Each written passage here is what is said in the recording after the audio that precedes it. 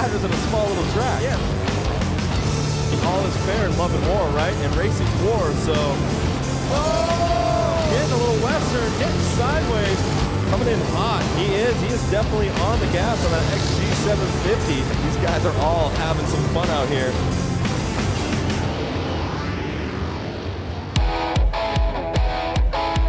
The epicenter of motorcycles, Milwaukee, Wisconsin, will tonight get invaded by every bike imaginable and by riders of all skill levels who have all traveled to UW Milwaukee Panther Arena. What's up, everybody? Welcome to Flat Out Friday. I am Brandon Graham, coming to you with our entire broadcast team for tonight. Of course, joined in the booth with X Games gold medalist Lance Corey, the voice of sideline reporting at the X Games, Diana Dahlgren, and joining the broadcast team, making his broadcast debut, by the way, pro flat track racer Johnny Lewis. Lance, I'll begin with you.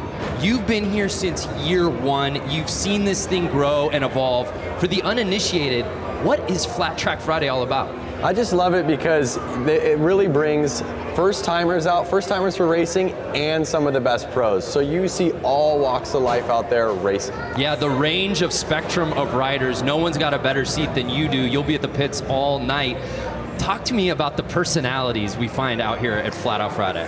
I mean, you're gonna have guys that don't talk, you're gonna have guys that talk a little bit, you're gonna have guys that crack jokes, and I'm gonna be bringing all their personalities and the stories down in the tunnel. Yeah, absolutely. Along with Johnny, talk to us about what you're doing tonight. You will be bike breakdown, giving us the science behind everything out here tonight. Yeah, it's gonna be pretty interesting because like there's a large difference of riders out here. Just like Lance said, it's from scooter racers to the hooligan guys on race prep motorcycles that are pretty heavy, and then you got the professionals, like you said. So the motorcycles are extremely fast. It's a tight track. It's gonna be really good racing.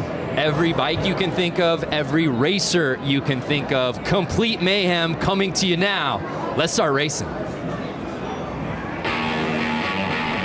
The fans invading UW Milwaukee Panther Arena, getting ready to watch absolute mayhem take place on this 1/16th of a racetrack, Lance Corey. Over 15 different classes of racing we'll see out here tonight, beginning with right there, the JV semis will be kicking things off.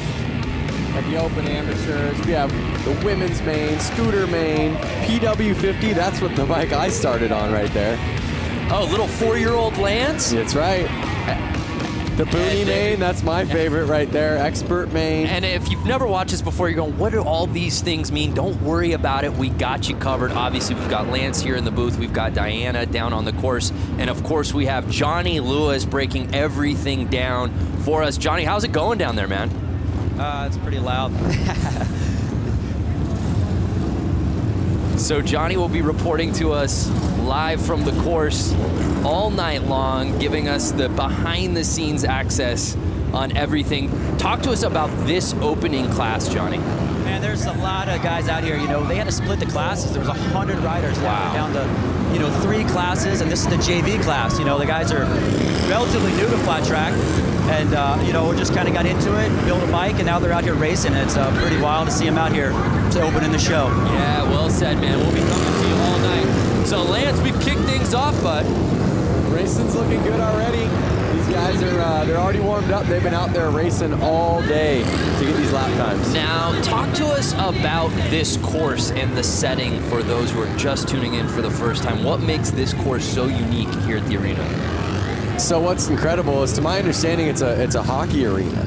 Right. And before this was set up, there would have been ice out there, obviously. There is not ice out there right now. But there was ice at some point. Oh, I see, but so not now. when they take all that away, the concrete is shiny and it is slick. It's like being in a big store where it's kind of like slippery, actually. Okay. So they end up spraying Coke syrup down, and they let it kind of dry, and it gets really tacky, almost like being at one of those gross bars or something where your feet I have no idea what you're talking about. Your feet kind of stick to the floor, They do that so the tires actually have some traction. 1 lap to go, you see, and there's the checkered flag. And again, we talk about the dimensions of this track. This stuff is at a torrid pace. If you've never watched Flat Out Friday, if you've never seen flat track racing on this scale, don't blink. No, it's incredible. It's almost like racing little mini bikes inside of your garage.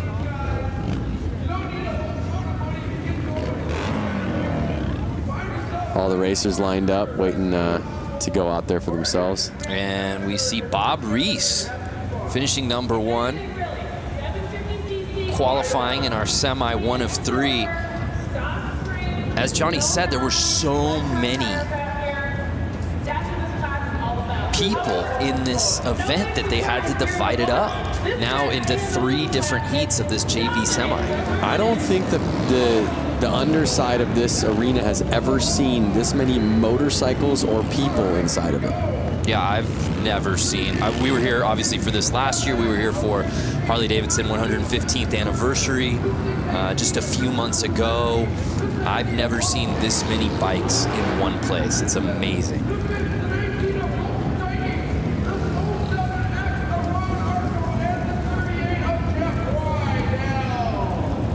There's a great shot at our track here at the starting line. And one thing you'll notice as we get through these classes, right, Lance, is there's so much differentiation in bike. You'll see categories where you'll see dirt bikes, 450 cc's going against 750 cc's, and it really boils down to traction. Yeah, you're going to see all of these guys out here right now. They're all on the Sportster platform. They're street legal bikes. That's kind of what makes it a hooligan class. And they're heavy, and they don't have much room to get these things to turn, so it can get squirrely. So this is hooligan JV semi 2 of 3. Oh, like that. 2 bikes down already. Pardon my getting on top of you right there, but no, that's what it's all about, and that's par for the course here on Flat Out Friday. I got excited to call that out right after I was saying you're going to see some squirrely riding. You can see them with the yellow flag out. That means some riders are down on the track, so kind of take it easy. And you can see all the riders kind of bunching up because of that yellow flag. It forces them to slow down a little bit, to be careful so they don't hit somebody on the track. So it gets the race a little tighter. Right there, you see a pass. Yeah. And we'll see Rydell in the lead right now. Is anyone going to catch him? 2 laps to go. No yellow flag out anymore, but the white flag is out. 1 lap to go. And now he's lapping people. Lappers can be dangerous, though. And 38 Rydell with the claim, the fist pump. He went double fist pump. I saw he went left to right, back to the left. He's stoked. He's moving on. There's 100 guys here in this class. He's stoked to qualify. I would be too. The JV main will obviously go on a little bit later as we take another look at that crash.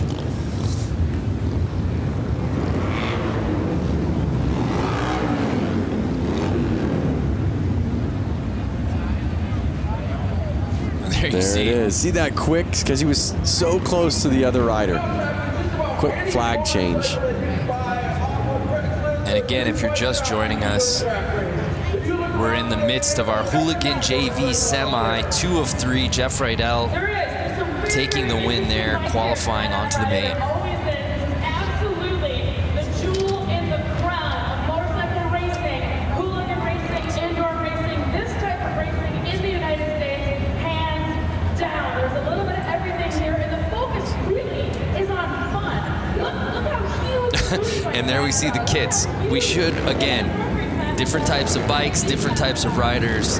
I think the highlight for almost all of us here is beyond the dressing up of the bikes is the dressing up of the riders themselves. Yep, that's for sure. A night like this, they kind of throw on a costume. You see a man right out there in a tuxedo. That's your type of tux. In fact, I feel like that's what you wore to your wedding. It's kind of a full onesie tuxedo. A full sublimated tuxedo. It's like it's a glorious, it's not a tuxedo t-shirt, it's a tuxedo onesie. Yep. But again, that's the cool thing about this class. I mean, these are their bike. Look at the bike closest to us. Oh, and a guy pulled in front of him. But look at the guy closest to us. Yeah. He is actually, you could see his speedo gauges on his bike. This is not a race bike. This is a bike that he takes to work and back, and he wanted to race. It's so cold outside. He's like, you know what? I'll race the race just so I can ride my motorcycle inside today. Oh, and it was 69 getting the whole shot. Nice. Oh! But he's cut on the inside by 00, the Tux man. Can Brandon Gonzalez get back up there to 00? I see the yellow flag out, and Brandon gets him.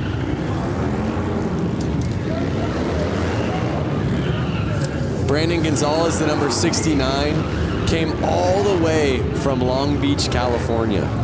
In fact, was he on your flight? He wasn't on my flight. I think he had to drive here with his motorcycle. Can you bring a motorcycle up on a plane with you, Brando? That's a great question. All of these riders had to get their motorcycles here somehow, and I think most of them drove. Through the snow, through the rain, through the crazy weather we're getting right now. Just from walking from my hotel to your hotel, your very bougie hotel, I got frostbite on both of my ears. It was 8 degrees out. Yeah. Can't imagine being on a bike out in this weather. So 8 degrees out today. They're inside, they're warm, they're racing, everyone's having fun. And Brandon is staying in front right now.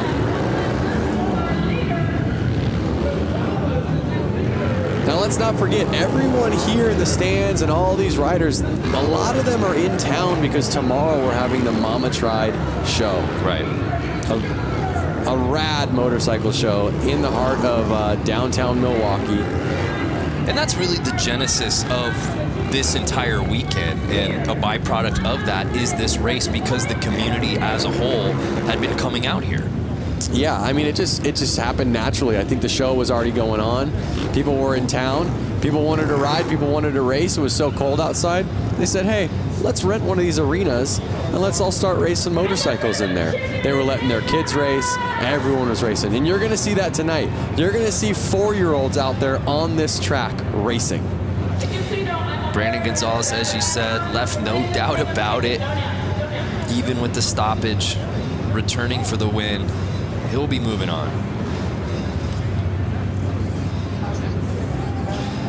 So there you see Brandon Gonzalez qualifying.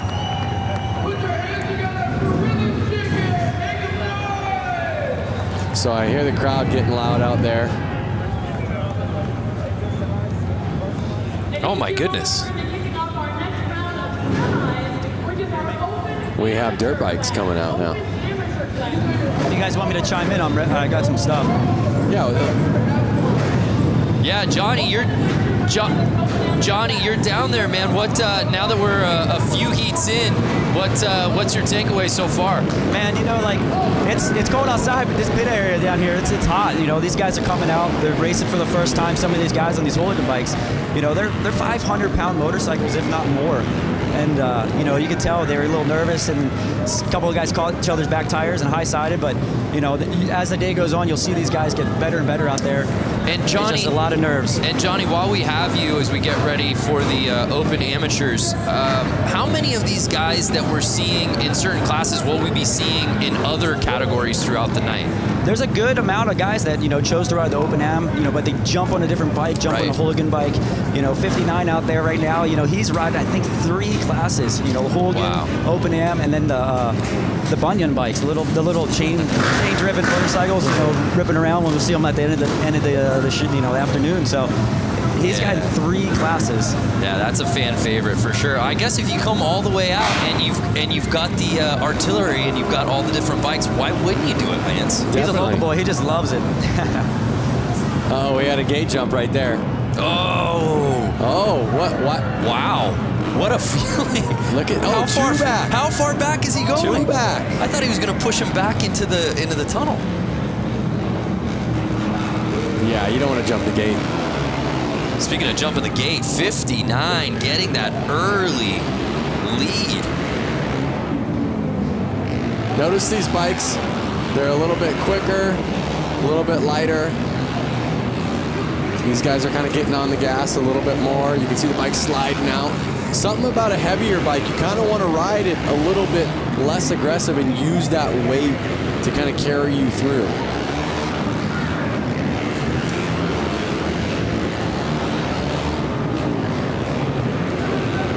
So Kilkenny leading the way right now. I mean, you can see these guys, they're probably getting kind of lost on where are they in position. Right. The guy in first is all of a sudden passing you, and you're going, was the guy behind me that fast, or am I getting lapped already? Right, it's such a small course. Depending on your start, you have no idea where you are when you're riding this thing. And that's what we say, and you even talk about the concept of Flat Out Friday. Obviously, somebody's going to win. Somebody's going to come in second, somebody's going to come in last place, but that's not the premise of that. This isn't what Flat Out Friday is about. No, Flat Out Friday is definitely about getting out there with your friends, riding, and just kind of having fun, banging bars. I love coming into a corner with your friend, and sometimes you can hear your friend yelling, "Yoo!" It's all fun and games. I mean, you know, there might be a little bit of showboating at the end of the night, like, I took that race. But realistically, everyone is stoked for everyone, especially when everyone gets off the track healthy. Yeah, this is the spirit of a bike with a motor. I don't care what your background is, where you come from. When you come here, you're a part of the community. And harder to find anyone or any place that's having more fun than Flat Out Friday here at UW Milwaukee Panther Arena. Man, we're moving. Open Am, semi 1 of 3. There you see it. Notice how much time difference. So first place actually got 15 seconds ahead of second place. Wow. That's probably a lap. You could see the rubber getting on the track. We should send it down and see how sticky the track is right now. We should just have you walk. You want to just go walk a lap? No, but we have guys down there that can. No, I think you should. I think you should do it. I want the Boonie bike. If you guys haven't seen the Boonie bike, you've seen the Boonie bike. I've seen the Boonie bike. If the people watching haven't seen the Boonie bike, that's my favorite class. It's a little bike with a lawnmower engine in it. No suspension, barely, I don't think they have any brakes. And they're ripping around this track. That's the one that looks the most fun to me. Semi 2 here in the Open Ams. There you see our lineup. Some familiar names in this one, Lance.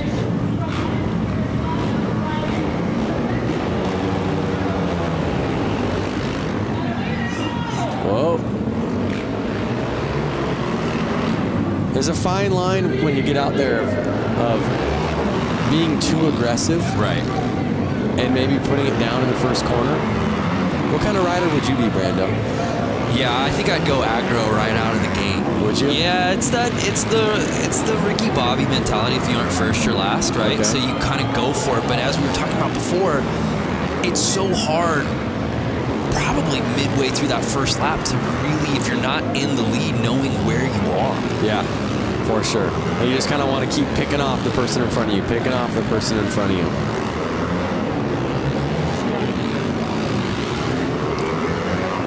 Notice how far they're able to lean these bikes over on the concrete.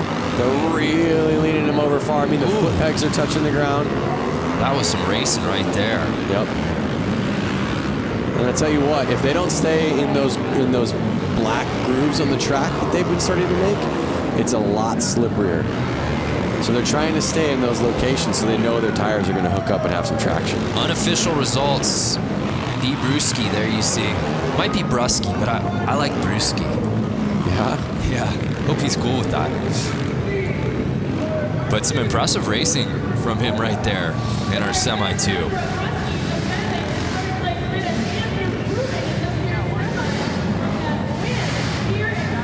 Take a look, it was that 38L bike who I believe got the whole shot early.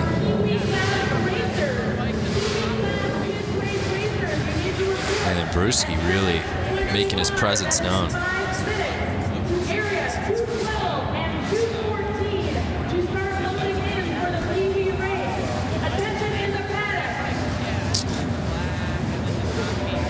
So our results are in. You see Brewski and Blasky So 1 and 2 qualifying forward. Yep. I was just going to say, you see the Q on the side of their name. That's what is kind of letting us all know that they're going to make it to the main event. We're still just in the semis right now.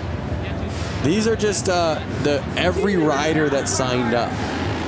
Towards the end of the night at this show, you're going to have all of the fast guys battling. That is really where it gets intense.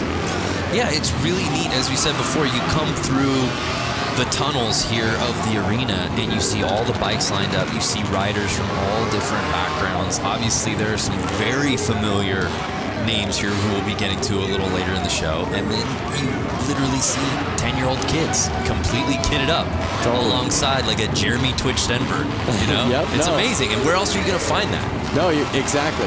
You do see Twitch out there, who's well known in the motorcycle community, taking photos with all the kids that are geared up as well. I was one of those kids at one point, and I see little PW50s out there, the little teeny dirt bikes, and it brings back such good memories. And one thing about motorcycle racing, it's such a family sport. You really need that family support. It really creates, like you said, that community. Everyone's there to help out. Everyone's willing to lend a hand. And they're off.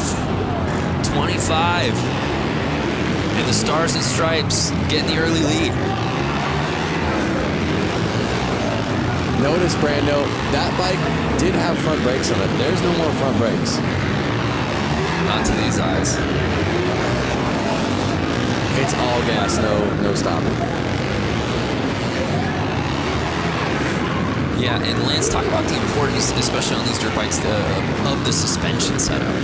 So you can tell compared to like a normal dirt bike you buy off a showroom floor, they've actually lowered the front end of it a lot, drastically. So that way the weight gets a little bit more on the front of the bike and they can control it in corners a little bit better. Also, they've taken the front fender off. It's not really needed. There's no dirt flinging up. They're able to see where their front tires go a little bit better. But we may get a better answer down there.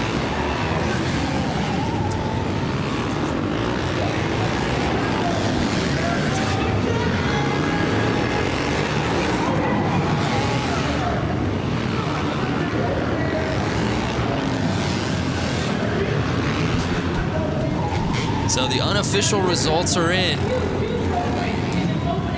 And it's C-Funk, who looks to be qualifying to the main.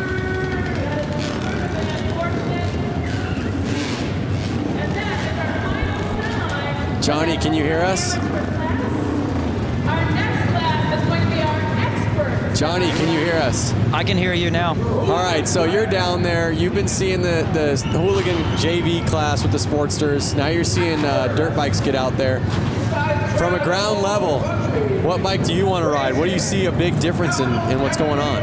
Man, I'm partial to these hooligan bikes. You know, they're big machines, but you know, around this little track, they look like a handful, and I'm always up for a challenge. So, you know, these guys getting out here on these big heavy motorcycles in front of a big crowd like this is, you know, it's pretty amazing. You know, like I'm pretty stoked to see these guys doing it. Now you're going to get out here and see these pros get out here and do it. You know, there's a big difference. The lean angle's a lot different than the hooligan bikes, but you know, I think these hooligan bikes look like a lot of fun around here. Yeah, thank you, Johnny. Well, as we get ready for our next class, we'll head down to Diana Dahlgren. You never know who you'll run into here at Flat Out Friday. Diana, who you with? Yeah, that's right. Hanging out here with Taylor Kinney. You're starring on NBC Chicago Fire, and you are a motorcycle enthusiast. You've been here with Harley-Davidson quite a few times to Milwaukee. How have your experiences been so far? I came up, I think, August of 2018. Sorry.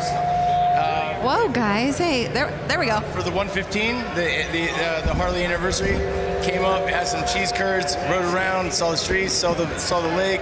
It's beautiful, and then coming to the track, I couldn't be more happy. So you got to get out on this course earlier today with guys like Jeremy Stenberg, Buddy Settle, Johnny Louchback right behind us. How was that riding on the course? It was fun to rip around the track. We got here early. I think we were the first ones out. The concrete was a little cold, tires were a little cold. We slipped around a little bit. Twitch came out, started lapping us. buddy came out, started lapping us. We picked up the pace and had a good old time. But yeah, after seeing what the guys are doing tonight, I was telling a couple of the boys, I think I would have ended up in the hay. Well, big round of applause. You didn't end up in the hay this morning. Thank you so much, Taylor, for coming to Milwaukee with Harley-Davidson. It's an honor to have you at an event like this. Guys, we're going to send it back up to you. God bless. Thank you. Love it. Hollywood taking over Milwaukee out here today at Flat Out Friday. Fans watching right now, are you interested in riding flat track at this summer's X Games in Minneapolis? The 2019 Harley Hooligan Qualifier goes to LA this year, taking place at the Born Free Motorcycle Show on June 20th. Keep an eye on Harley-Davidson social media and how to register. It all goes down on Harley-Davidson social media, and you can find out more info at xgames.com.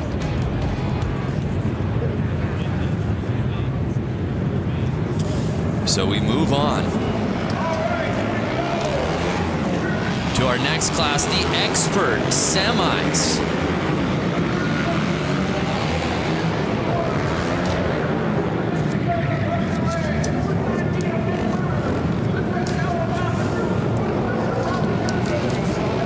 So here we see our first heat of the pro class. Jumping up to the line.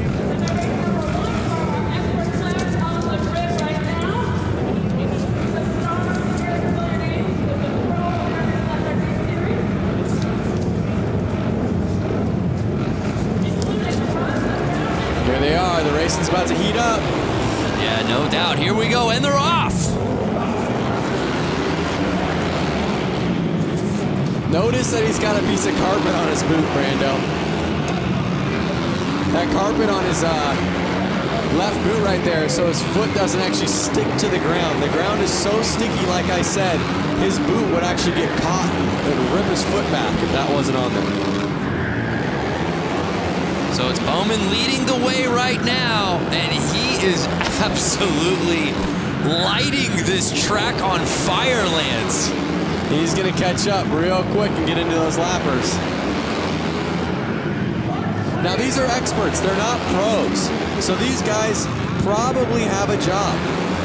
They're probably going back to work on Monday or Tuesday. So they're really just out here having fun.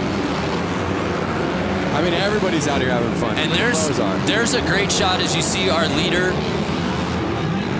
So many of these riders, the setup, especially on their foot, the boot that's hitting the ground, as you can see, taped up to the max. It looks like he's actually got a little piece of carpet on there.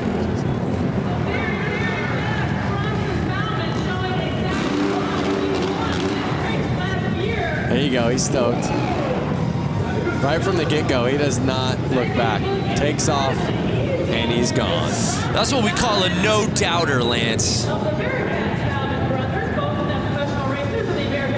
Bam. See him lift his foot so he can kind of bring it over those cones that are saying, hey, this is the inside, don't go any further.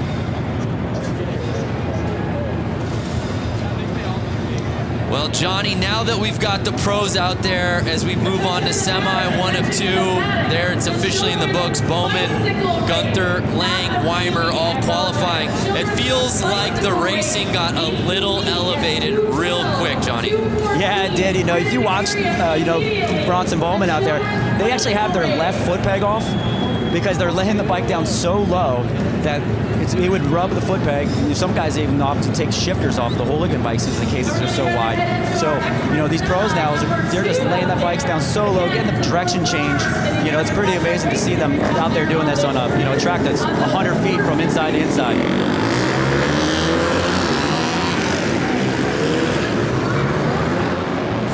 I love that camera angle of that straightaway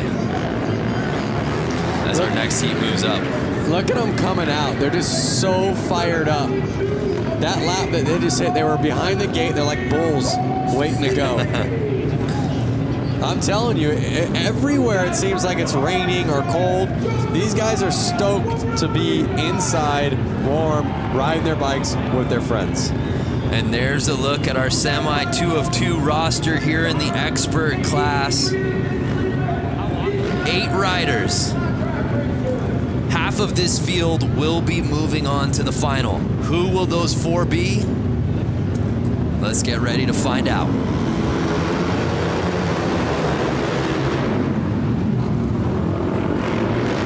Looks like the inside rider always keeps getting the jump and staying in the lead. Yeah, so it's 229 going wide to inside. Can he fend off the field early in this race? So to my knowledge, they basically all had to time qualify during practice to get what qualifier they're in and probably their gate pick. So usually the fastest rider gets first gate pick. And so that's why we're seeing the guy on the inside. He's choosing that line, and he was also the first one to choose it, and he was the fastest one in his class. That's kind of why we're seeing him be able to take off and lead the race and win the race in the last 2 classes. So it's Mishler leading the way in the 69 polka dot kit. Can Monaco catch him on the final lap? No, and it's Mishler taking it. And it looks like Weiss might have actually passed Monaco there on that final lap.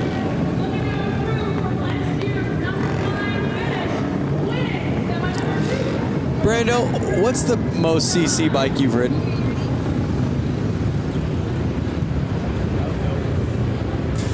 Oh, let me look back in my lifetime. You know what? I think it's got to be a 900. A 900. A 9. So to give you an idea, these are 450s. Right.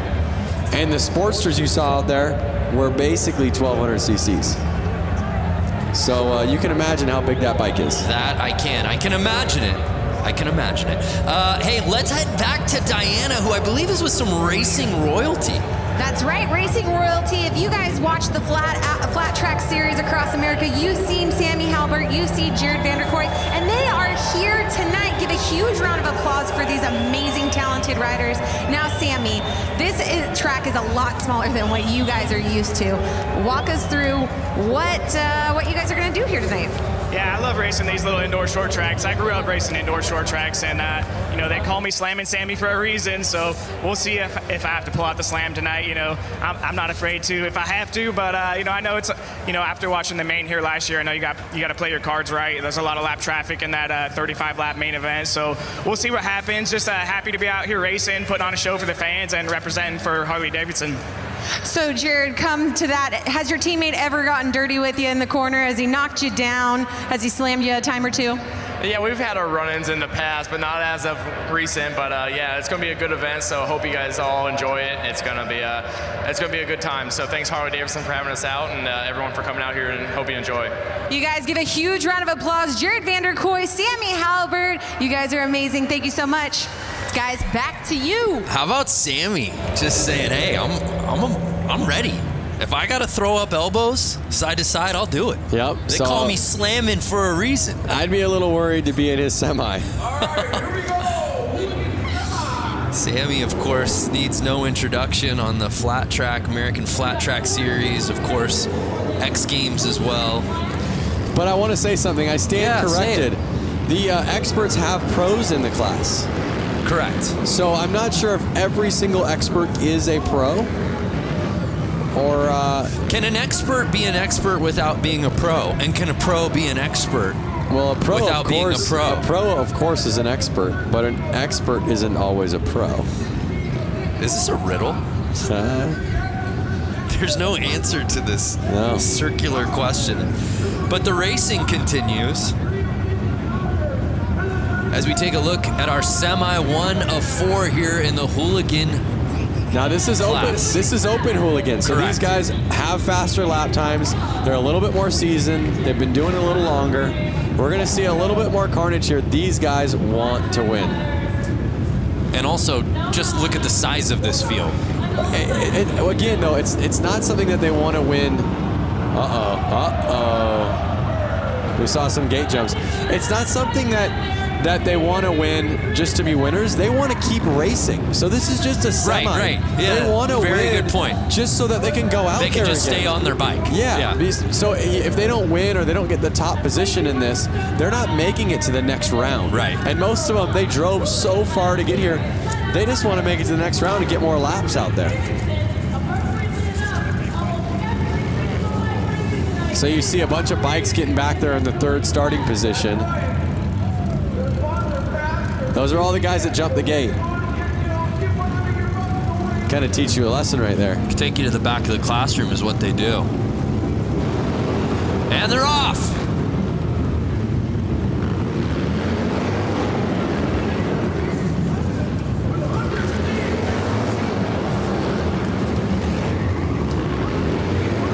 And it's early. It's Clements leading the way, trying to hold off Young and Carlson. I know Clements himself traveled all the way from California to get here, so he wants to stay out there. He wants to keep racing. And is there a better outfit early on than Carlson's tassels? I'm getting a very Lloyd Christmas briefcase money look. Oh, he's in the lead. Yes! He grasped the lead with the tassels. You would think that would be a hindrance, aerodynamically speaking. I think that's something like, I'm the man. Watch out for me. You gotta be pretty tassels good. Is bold. You gotta be pretty good. 100%. But here they are getting into lap traffic, and this could cause some problems. Final lap. And there it is. Checker flag is out. Clements with the win. He's going to the final. Some great racing here in our first Hooligan Semi. Oh, wait a second. It says Clements to the win, but I think it's reading wrong. I think so too. Again, those are unofficial because it's the 45X that I stand corrected. That was leading the way. How about that? There was the pass. You want to talk about breaking bread? Number 2 coming up, the 142 of Danny Alves, the 67. Again, some guys will wear the tassels to be noticed. Hey, look at me. Yep. And other guys are just that bold. I think he had a little more. I'm a winner. Benny Carlson. It was Benny Carlson that wins it. And notice he's the only one that's going to qualify. Jason Clements, all the way from California, is turning around. Less than bragging rights, he doesn't get to go out there and race again. Got to bring your A game in these semis, Brando. Yeah, well said. The show must go on.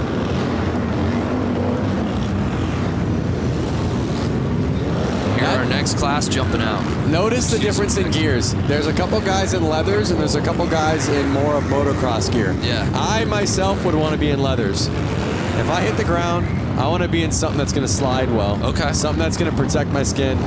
So it's interesting to see, who chooses what. Hypothetically speaking, you're wearing your leathers. What's Lance Corey in this class? What are you wearing? What do you look like? I look like number 100 right there. Dialed. Ooh. Even number 81 back there, he's got leathers on. So you go Johnny Cash. I go Johnny Cash. I would be in a Harley-Davidson jacket and chaps. Well, we'll have to get you out next year, Lance. Out of the booth and onto the track.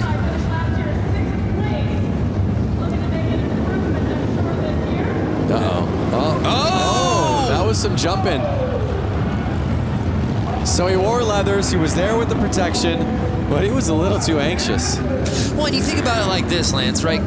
Most of these guys have been getting practice laps earlier in the day, and there was some racing, some qualifying even to get to this point before we even went on air. But a lot of times now it's getting to sit and wait, right? You've been waiting for this moment for your name to be called. Adrenaline is pumping. Yep. Can you really fault these guys for false starts right out of the gate when they've just been waiting? No, you can't. There they go. That looks like a clean start. 142 with the whole shot. Holbus in the whole shot, and he was again on the inside line. You're seeing that inside line pay off well. Will he cling to that top spot, though? It's looking promising so far.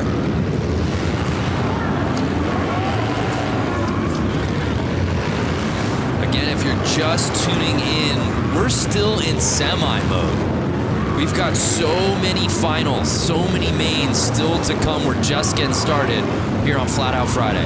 And like I said, Brando, my favorite bikes haven't even gotten out there yet. Noted, Lance. The Booney bike. The bike that's in your shed that your parents had, that you pull out and you clean off and you pour some gas in it and it starts right up. I can get 70 miles to the gallon on this hog type of bike. You love that movie, don't you? Yeah. It's the only movie I've ever seen. Dumb and Dumber. So Holbus on final lap. Can he hold on? Oh. And he held it. Is that our guy Louis Louders that came in second there? Yep. We've seen Louis Louders at the X Games hill climb. Along with his brother. Yeah. The Harley hill climb. Again, these are guys. Louis Louders is a guy, he runs a Harley-Davidson dealership. Yeah, has a dealership. So he was probably at work yesterday. I believe he's a Wisconsin guy, if I'm not mistaken. But we've seen him travel for the love of amateur racing. You know, like you said, we've seen him in Aspen, Colorado, hill climbing. Well, who's turning down a trip to Aspen, Lance? Again, Lloyd and Harry is not going to turn down a trip to Aspen. You brought it up! Oh, man. I didn't reference it this time. Hey, the Rusty Butcher. That's not Rusty himself, I don't believe. It's a teammate. That's a teammate of the Rusty Butcher. Yeah. But the next race you see open hooligan semis. Here's some of the hooligan hotshots. I see Suicide Machine Co., like you said, a Rusty Butcher rider. So these are some of the guys that kind of really made hooligan fun again. Make hooligan fun again. Make I've seen you wear that racing hat. fun again. Rusty Butcher gloves right there. Twisting the grip. Pair of Thrash and Supply gloves right there. Whoa! Twisting the grip. Thrash and Supply Co.? That's right, baby. Like you said, a lot of these guys' palms are probably sweaty. They've been waiting around for this race. They're fired up. Palms are sweaty. Mom's spaghetti. Don't do it. I knew it. There they go. Clean start. 963. Mikey Virus, a Rusty Butcher, got the lead. He was on the inside line again. What a clean looking bike. I was just going to say that. These guys build these bikes specific just for this event. I watched Mikey and the whole Rusty Butcher team assembling these bikes. Oh, a pileup. A pileup. I hope we got that so we can see it in a replay. But you see the yellow flag out, they're kind of having to take it easy. You see the gas on the track. Yeah, we got to take another look at that. Speaking of setting a bike up, you got the opportunity to build a Harley-Davidson this week. Yeah, I've been in Milwaukee for 3 days now. We have a competition called the Brewtown Throwdown. Correct. Where basically two teams built bikes. You guys might have seen this in the show a little earlier on, but we were able to build 2019 Street Bobs. We had 2 days to do it. My team, the Quick and Easy team, we made a bike that was kind of replicated after a 1940s flat track race. So something a little bit more old style. The other team, Super Bob, I want to say? Yes. Super Bob, they made a bike that was a little bit more Supermoto-ish, a little bit taller. To me, it looked a little Mad Maxy. I'm digging my bike. I hope you guys vote for my bike, Quick and Easy. Yeah, tomorrow. both are beautiful. Check it out on the Harley social and then also Lance Corey's social. So we might be able to see the crash. There it is. Two riders must have collided. Suicide Machine Co. Yeah, it's great, actually, all things considered, that there wasn't more carnage there. Yeah. Only the two bikes went down. You see them getting the gas off the track. There you see Mikey qualifying out of that entire group. Only Mikey moving on. But again, Mikey Virus came all the way from Los Angeles, California. So a guy like him, he's stoked. Amazing crowd on site here at Panther Arena to watch what has really become an annual tradition. Now, here you have the Rusty Butcher. Yes. I've seen Rusty Butcher win this race before, all the way through, all the way to the end of the night. He took it home with a W. Then I've seen him come back the following year and I think crash out pretty early on. And again, he wasn't mad that he didn't win. He was mad that he wasn't in the final to race more. So what's going to happen tonight? Yeah, he flip-flops, right? Yeah. Either wins or crashes out. Yeah, it's all or nothing. Then I guess it's an odd year, 19. I feel like he's gonna go the distance. He is absolutely a fan favorite, though. There's no doubt about that. He's a fan favorite, but right out there in the crowd, I see Jeremy Twitch Stenberg, FMX icon, someone that I grew up riding FMX with. So who's gonna take it home? A lot of these guys all practice together. They're from California. Let's see how they do. Getting the lead early. Can he hold it together? Mark's looking real smooth.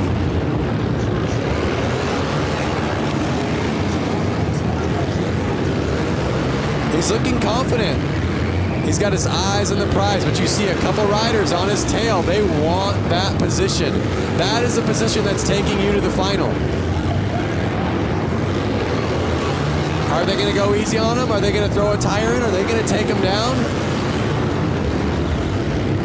But we got a battle here midway through this race.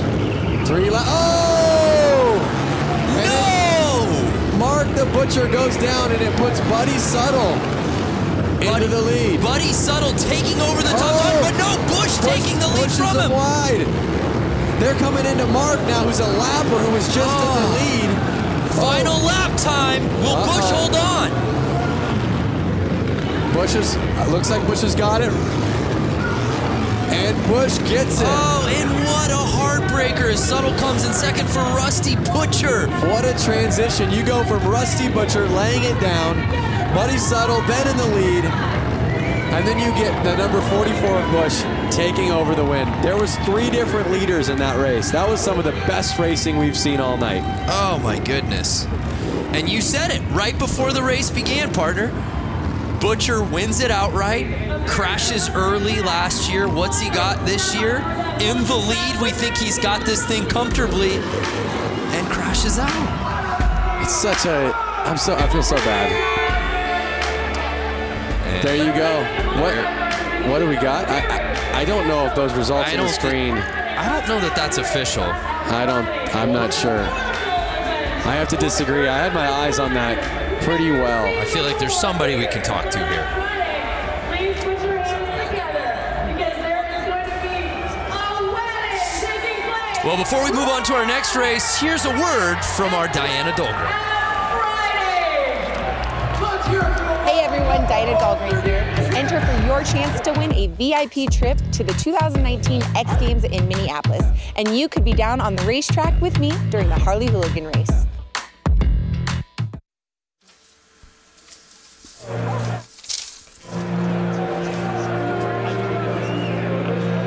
Check out the kids down there. On bicycles, pumped up. They got their helmets on. They're ready to go. They've got more energy than the older guys, huh?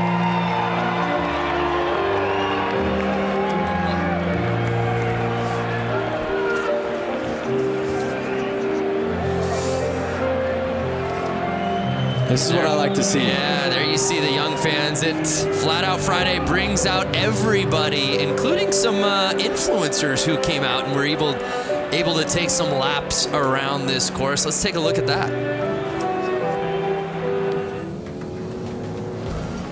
The track feels really good. We got a little practice in there. It was fun. I grew up racing motocross, so it was cool to do this. It's something different and something I definitely want to do in the future more. It was fun just to go out and get a couple loops in, watching these guys follow lines and get a feel for the track. It's my first time actually even touching concrete. I've seen so many videos of everyone barely scraping their primary and eating it, so I was trying to be cautious out there as much as I could. It's pretty tacky, but it will spin a little too, so I think it's exactly what you want. It was awesome riding with these 2 big trees. But I honestly think we got them. Yeah, I got to keep it on 2 wheels and yeah, not crash. I got 100 cheese curds on Buddy to take the whole thing. some heavy hitters. Yeah, there you have it. That are part of it. And there's your bike. Yep, there is the bike that I just got done building over 3 days.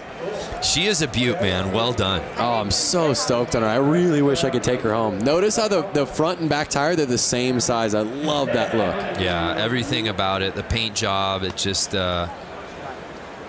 it's an excellent motorcycle, Lance. You should be really proud of yourself. Hey, thank you very much, Brando. And there is the other bike the other team got to build. Yeah, that was Diana Dahlgren was part of that team. And as you said, a little bit more of a Mad Max kind of racer look. I really like it. Hey, we're still in the middle of all these semis. Let's send it back down to Johnny. Man, that last race had a little bit of everything. Johnny, are you there? Hey, I can hear you guys now. Sorry, man. We had a little technical thing. No, I was just saying that racing kind of had a little bit of everything. Some big names, obviously. Rusty Butcher, we thought was going to take it, going down midway through that race. Yeah, he just got in there and the bike started chattering a little bit and the front end went away from it. He started getting that lead and started riding a little tight. And when that happens, the bike just kind of handles differently and he got that front end push and he lost it. So, that's been kind of a thing that's been going on a lot lately is, just guys, getting offline that little bit and somebody snicking on, right underneath of them and then bumping by. That's how, Carlson got the win that last, the one before. He just, the guy ran wide a little bit and just snuck up the inside. So, that's what it's going to be all night long. It's just guys kind of, jumping in and, when that opportunity comes available, they go for it, and that's going to be the race in the night. Yeah, and Johnny, Lance had said it really seems like the theme is whoever's got that inside start has seemed to get the whole shot. Are you seeing that too down there? Yeah, that's why they did the qualifying for the guys that the bigger classes today to provide that opportunity to kind of you set the stone right out of the practice staging. Get the guys out there, get a good lap time, get that pole, and that's kind of the key to the race. Just trying to get that pole position, keep doing it, throughout the evening for that main event. Thanks, Johnny.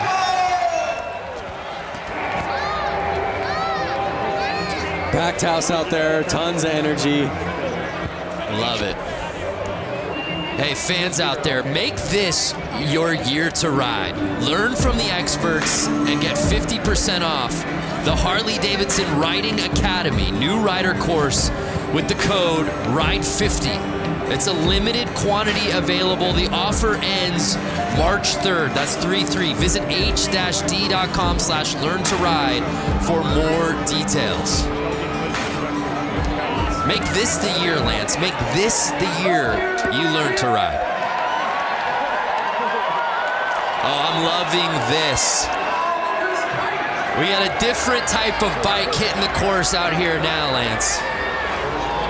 That's, now that I have a kid and you have a kid, I just taught my daughter how to ride a bicycle. Is she not out here? My daughter is 16 months old and she's out there. She's in the bear costume. I want to bring my daughter out with one of those kick bikes. My daughter doesn't know how to ride a pedal bike, but I know she would kick a lot more butt. Your daughter's 2 years old? 2 years old. And she's already riding a bike without training wheels. That's amazing. Speaking of parents and people with kids who ride bikes, Diana Dahlgren, I know you got a little one yourself. When's he going to get out here and ride? 2 years old. He's actually in this teddy bear costume that you see lined up. He's the most massive child on this line. I don't know. I feel like Hunter's going to, take the teddy home for the win. So all the little cats out there, and it's the bear taking the early lead right out of the gate. I feel like there's an adult in that. Oh, how about going the outside to take the lead? Notice how he's keeping the pedal up. That's basically giving him more ground clearance as he turns left. The 3-plate staying wide, and now he's lapping. Oh, could you imagine being out there right now? Unreal. Packed house, the energy, everyone cheering you on. Yes, look at that. I want to start clapping in the booth. That kid has got racing in his future right there. All those kids, what a blast it's got to be, as you said, to come out here. Oh! And in front of this crowd. Are you kidding me? That is awesome. I love it. The checkered flag's out. You think you're going to get these kids off the track? I don't think so. I'm not sure it's possible. Oh my gosh, some of these kids out here are so small.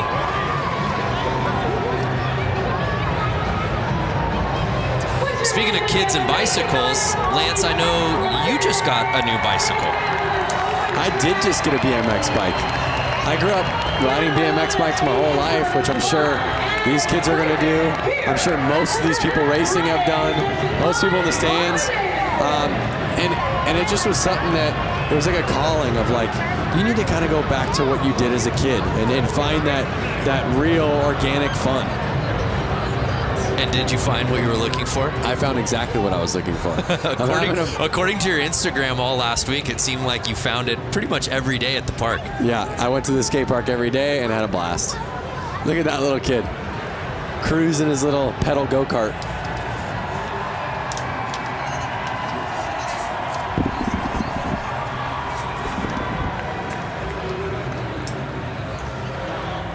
Can you guys hear me now? Yes. All right, well, those kids wrapping it up. Let's head down to Diana, who's with our competitors. Diana. Hey, you guys. So I'm down here with these stars, tomorrow's stars. Alrighty, so you just ran the track here at Flat Out Friday. How was that track? It was really fun. Was it really fun? How was the Coke syrup hooking up on these tires? Yeah, it was. Sounds great. And then we have the teddy bear. You know, I was telling everyone this was my child earlier. Here's the teddy bear. Was it hot in the costume? Yeah. How was the course? Good. What is your goal in the future? Are you going to win some championships in the flat track? Yeah. That's right. All right, who else do we got here? Hi, sweetie. What's your name? Brody. Brody, and how was the course out there? Good. Do you want everyone to give a big round of applause right now? Sure. Where are you guys at? There we go, all of downtown Milwaukee. Guys, these kids are the future of flat tracking. Give a huge round of applause. Great job, guys. Back to you. Thank you, Diana. I love asking the kid in the bear costume, what's your goal in life? And you just saw like his entire life span before his eyes. Like, what do I want to do with it? Where do I want to go? Travel the world. There's a look at our main still to come tonight. If you've been with us since minute one, thank you. But we just getting started. Some of the best classes are coming. Who do we have lining up next?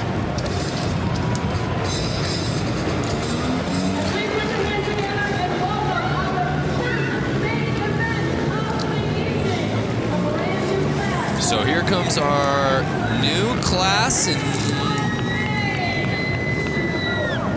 I'm not totally sure yet. I'm gonna wait for the graphics to come on screen so we can all find out together. My paper says Mad Dog Maine. That's right, Mad Dog the Maine. Graphic.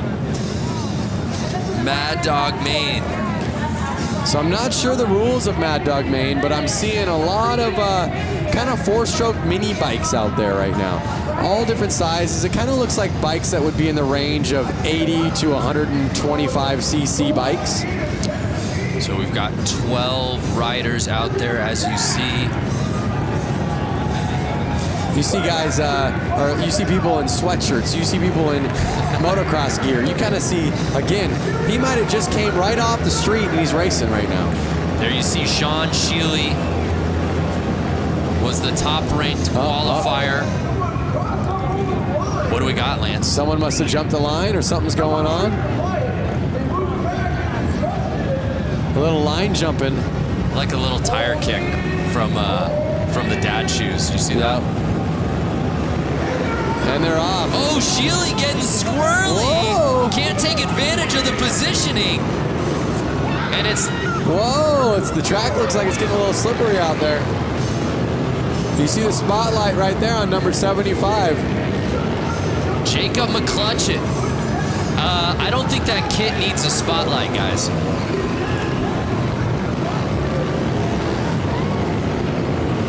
Now again, this looks like a bike that's a little too small for that rider right there. And but again, sometimes riding the smaller bikes is more fun. And it feels like, again, traction, the name of the game on a course like this. Having that bike control. Oh, we see a pass. Bike control is key out there. Smooth and steady wins the race. You saw, like, just like Johnny said, Mark the Butcher, he was getting a little hard on his bike. He was riding a little too fast. Because he lost his smoothness, he ended up letting it go. So it's Ryan Stephen leading the way, and it doesn't look like anyone's going to catch him, Lance.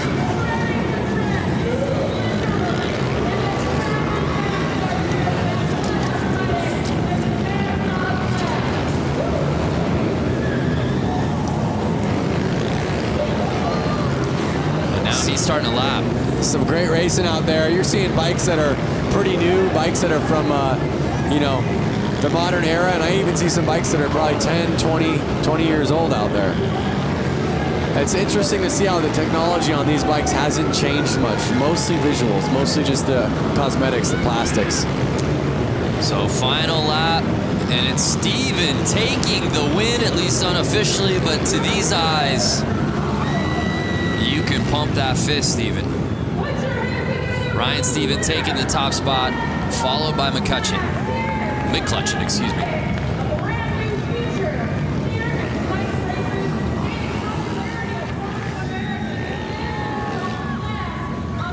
It was McCutcheon leading early in this race. And let's see if this is where the pass took place.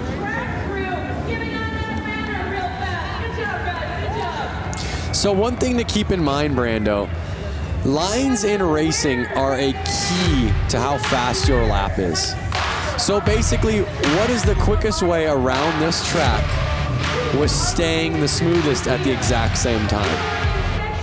So you can almost look at it as, if I walk this track on my feet, what's going to be the easiest way around it? Well, it would be on the inside, right? So on the corners, you want to be on the inside.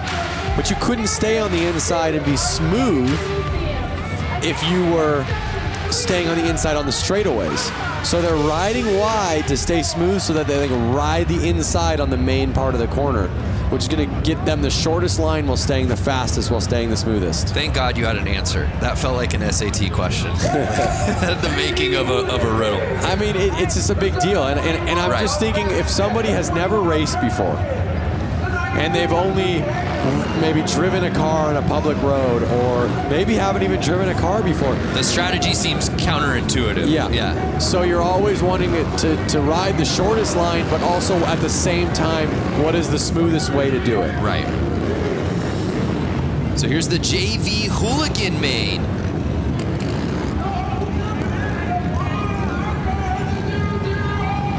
Some familiar names on this roster you'll see in just a little bit, headlined by guys like Bob Reese and Brandon Gonzalez, who looked so good early on this course this evening.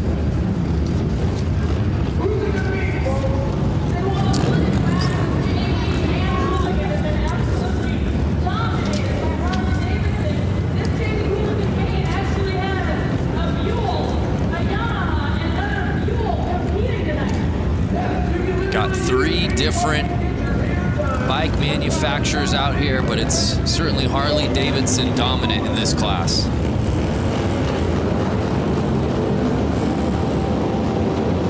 So just to give you an idea, I see the number 7 out there, Juan Arceo, right there on a black Buell. And he has a full-time job back in California. He made his way all the way out here to race this, so he's stoked to be out there in the Hooligan JV. But that's the beauty of Flat Out Friday. It's just filled with weekend warriors. Yep, exactly.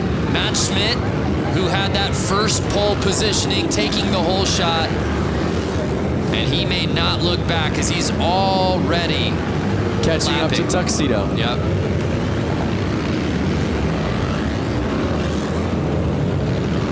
Lapper's pushing wide right there. Schmidt staying in the lead. Looks to me like he's going to run off with it. Still 8 laps to go.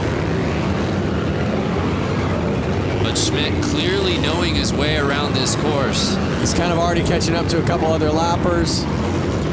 And you see that for those who haven't watched before already, the etiquette for some of these guys that are getting lapped. They're merely getting out of the way. If you're getting lapped and you know you're getting lapped, the nice thing to do is kind of let that guy by.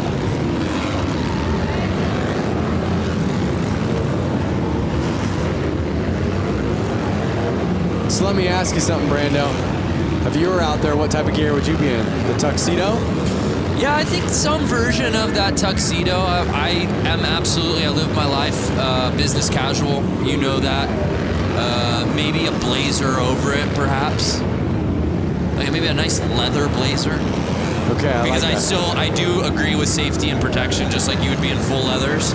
White flag's out real quick. Schmidt staying in the lead. Schmitty. I don't know that he likes to be called that, but it just sort of rolls off the tongue. And then the 721 plate, Matt Schmidt had the lead from lap number 1, and no one could take it from his kung fu grip. As he takes the top spot in the Hooligan JV main. A lot to like about this racing, as you said right out of the gate, right before this thing began, about the strategy and how these guys handle this course. Matt Schmidt did just that.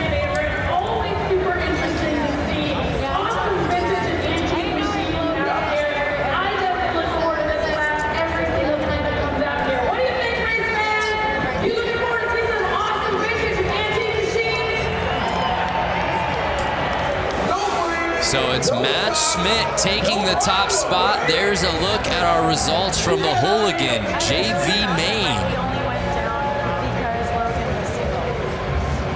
Let's send it down to Diana, who I believe is with Matt Schmidt. A huge round of applause for Matt Schmidt, who's taking the win here in Hooligan JV class. Matt making it look so easy out there. It looks like you belong with the Hooligans. How was the course? The track was awesome. It's the first time I've ridden concrete, and I signed up late, so I got stuck in JV, but it was a good first outing. I got to thank SNS Cycles, my coworkers, my friends. They gave me a good seed to ride this evening, so thank you, everybody. Congratulations, Matt. Guys, give him a big round of applause, and guys, we're going to send it back to you at the booth. Yeah, Matt Schmidt looked so good out on that course, and again, you're just seeing the level pushed as we move on throughout these mains. But like you heard him say, it's his first time riding on concrete or racing on concrete. He was saying thanks to his co-workers for helping him get out there. So you have a guy who again, does not do this by trade. Right. He's an enthusiast, he's a gearhead, he's a motorcycle rider. Which blows my mind when you say that, when you look at how he raced out here tonight to win that thing. Looked so comfortable, and oh, by the way, he's never raced on concrete before? Come on. But so many of these guys have a similar story, Lance. We move on to our next race of the night. It's our brakeless main. One thing about these guys, a similar story, is they all have no brakes. Hence the name. Whatever they're paying you, Lance, double it. That's the sort of analysis that people are coming here for. So there's a look at our roster for tonight's brakeless main. Randy Brolick will be in that first position on the inside.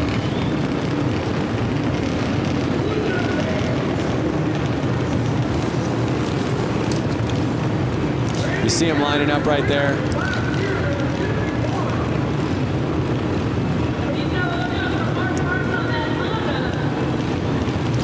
Oh, let's go to the gram. Oh, excuse me, I believe this is Twitter. Paul James at James Gang Racing. Go time. Only one round of practice on to the heat races at Flat Out Friday. The girls who ride out ya at Flat Out Friday. Women's hooligan races are so rad. Could not agree with y'all more.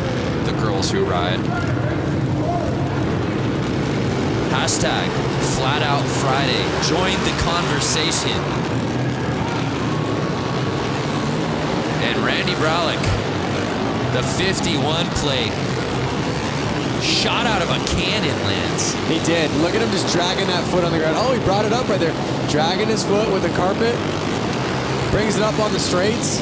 Puts his foot down in the corners. He puts his foot down in the corners kind of to brace himself so he can feel where the ground is. So he doesn't lean it over too much. Because again, if he leans it over too much, he'll start dragging peg, which could then send him off his bike. Excuse me, there's 251 plates. I incorrectly said Bralick. It's actually Barry, Randy Barry.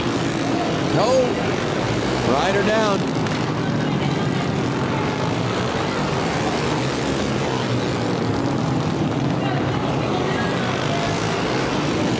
And the Stripes are able to get the bike off quickly there.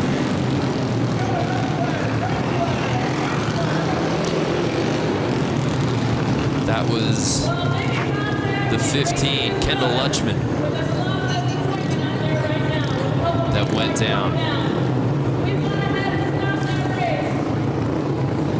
One thing that's so cool about this race is they really keep the styling so vintage and so pure to flat track with the striped shirts for the track helpers, the all white gear for the.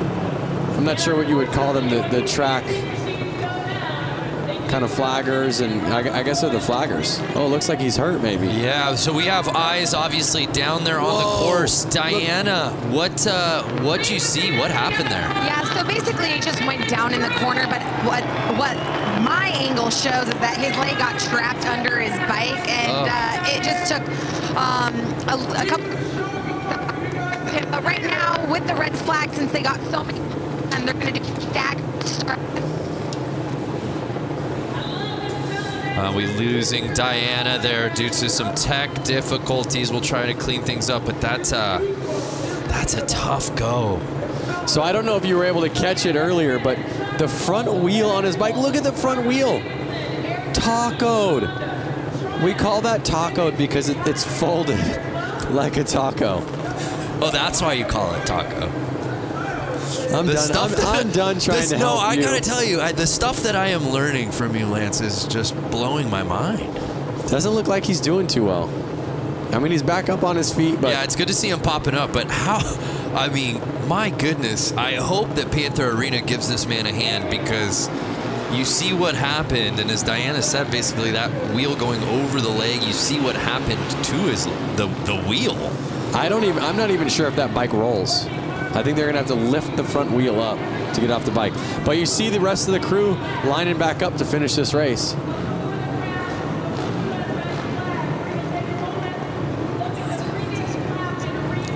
And well, again, let's. I believe Diana's. We're good. Technical difficulties out of the way. I want you to finish that thought from what you were seeing, Diana.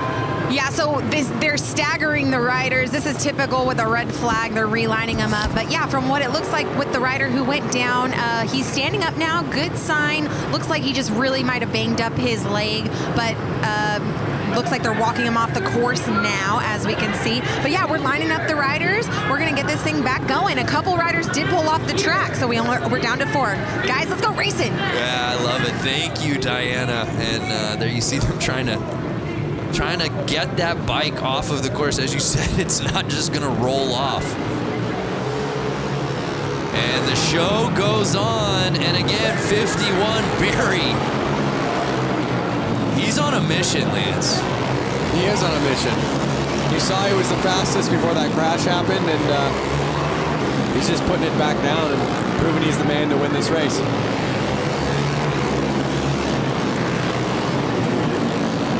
4 laps to go. And it's Barry with a sizable lead. And as you said, Lance, going outside to in. You don't think it's the fastest way to go, but that is the route to success out here on this course tonight. And Barry doing just that.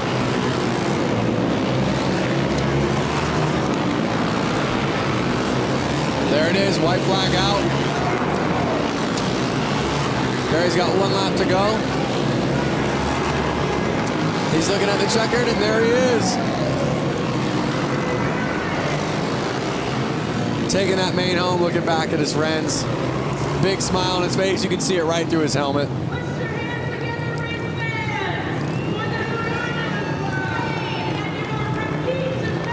So even with the crash and a little carnage, it was Barry who had to, even after the restart, get that lead back and win it outright, and that he did.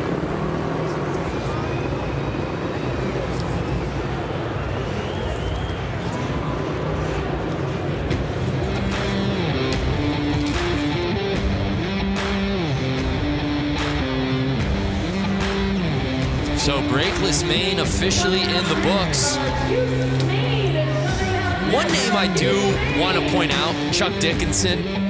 I don't know if you've seen Chuck around. He's always here. He was, of course, at the 115. Chuck Dickinson, 78 years old. Wow. Let's head down to Diana, who's with our winner from the main. A huge round of applause for Mr. Randy Berry, the number 51 that constantly put down a huge lead on the course. How was that track out there tonight? It was good. It's always a good race with the guys with the brakeless bike. A lot of crashing tonight, but I tried to keep trouble and just keep it clean. That's right, you did keep it clean. You maneuvered through the course beautifully with lappers and people who fell down. You got to give these young bucks some advice. Yeah, it's just really good to do it like that. So. All right, we'll give it up. Barry taking the win. Lance Brando, back to you. Yeah, thanks, Diana. His experience showing in spades out here tonight. And how about that, Lance? I mean, you have the start that you're looking for. You're leading the race. You know you're in your game. There's no one in front of you except people that you're lapping, and then all of a sudden that flag comes out. Oh, we got to stop this thing. That's definitely a bummer. Because your heart rate just instantly is like, oh, what? So it's definitely a bummer. I mean, but normally you're confident enough to go, you know what, I can do it again. I know I can lead laps. I know I can be in the lead. I'm going to do it again. And obviously, we saw that he did that. So from Randy Berry and the brakeless gang to the new class, the youth main. So one thing about all these youth bikes lining up, I can hear them, and they're all two-strokes, meaning they're all different style engines than the last ones. These bikes require their gas to be mixed with oil. They're all about 85cc bikes. You can hear it, you can smell it. Oh yeah. And a couple of Tidwells in first and second. It's Trevor Tidwell in the lead. His brother Tyler behind him. These riders have to stay out there for 10 laps.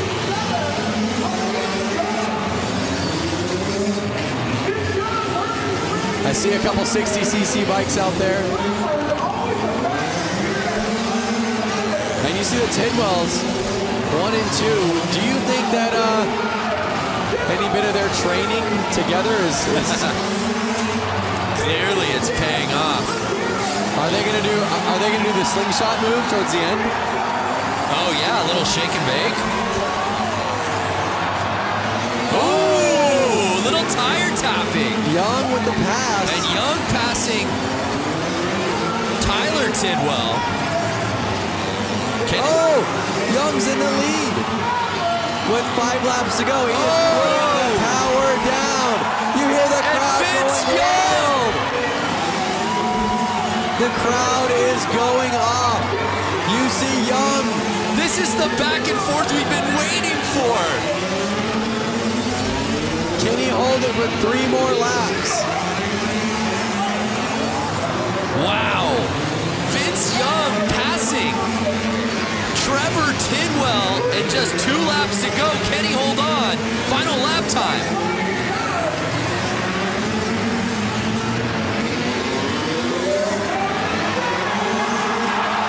Wow. And did Tidwell pass him? A photo finish, Lance. We gotta see that again. Did Tidwell regain the lead right before the checker? I need to see a replay.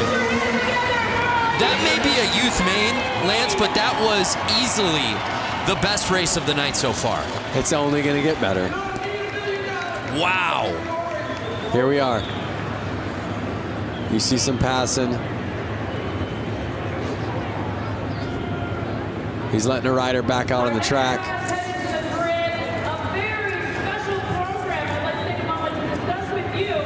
Let's see if we can see that checkered flag pass.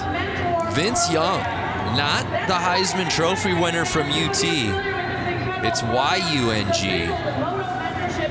Here it is. Here it is. Look, look, look. And did he get him? I don't know.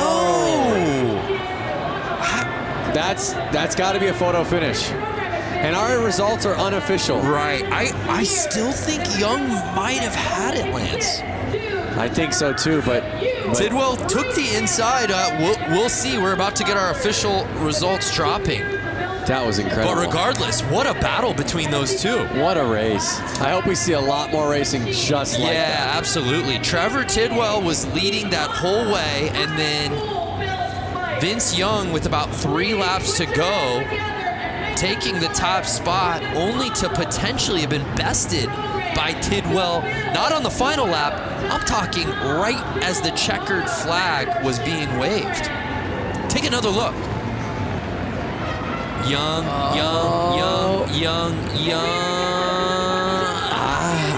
Tidwell on the inside just makes it so interesting. Look at how leaned over Tidwell was. Carrying his momentum right out of that corner. Leading the bike. That's some savvy racing right there. Incredible. What's up, everyone out there?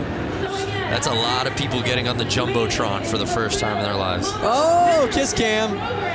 Kiss cam. All of these machines are built by local high school students. That's right. So they're going to the tape right now, really taking their time. Who's your money on? I still think it's Vince Young. Some more social coming through. Bikes going fast. Zoom, zoom. Hashtag Flat Out Friday. I love it. Not Simone. Even got a little, she's got the cherry emoji in her handle. Watching Flat Out Friday on Blockhead Moto Channel by the fire. What better way to spend a Friday night? Dave Hoffman, thanks for spending the night with us. Malika, who says there's nothing to do in Milwaukee? Not Lance or I. That's for damn sure. We're checking out Flat Out Friday. Checking out Mama Tried's Flat Out Friday. Lance, we still don't have our official results yet. They're looking at photos. At the photographs. They're looking back at the footy. You asked me, I asked you. I thought it was VY. Do you think Tidwell did enough there at the end? I'm going VY, but they're definitely splitting hairs right now. Could we have a co-champion? No. Somebody passed it first. They are splitting hairs. They're looking at the photo finish right now. Someone has to have a photo. And it's Vince Young.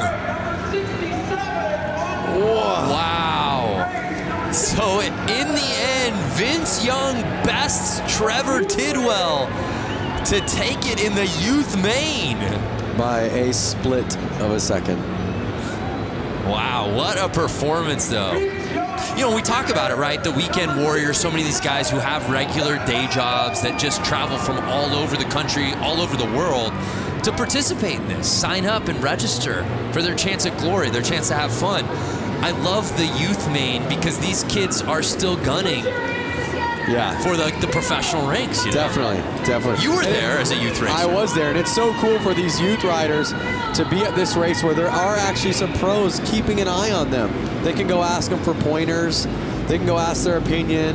So it's a really great race for the youth and for the new people to ask the pros, hey, what are you doing? Or, hey, we're on the exact same track. Well, let's watch him do it. Yeah. So now it's time for the main build to break down what these bikes are all about. Let's head back down to Johnny. Johnny, break down this class for us. Hey, you know, this is a pretty interesting class. This is actually a high school project where they take CB 175s and they've been working on them, machining them, kind of turning their own vibe on these motorcycles. And it's pretty cool because it's right here in Milwaukee that they're doing this. So it should be interesting. Oh, super cool. Thank you.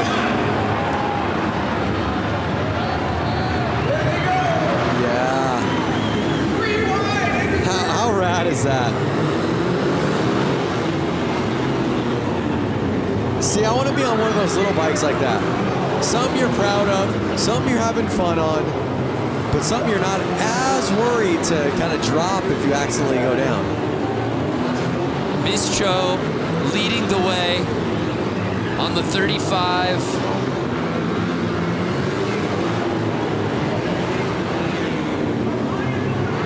Oh, and it looks like Malinowski might have taken the lead.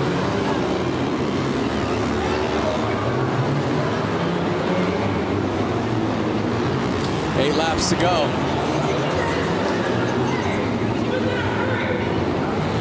7 laps. The laps are just ticking away. These guys are riding pretty dang fast. Yeah, Ian Malinowski in first place.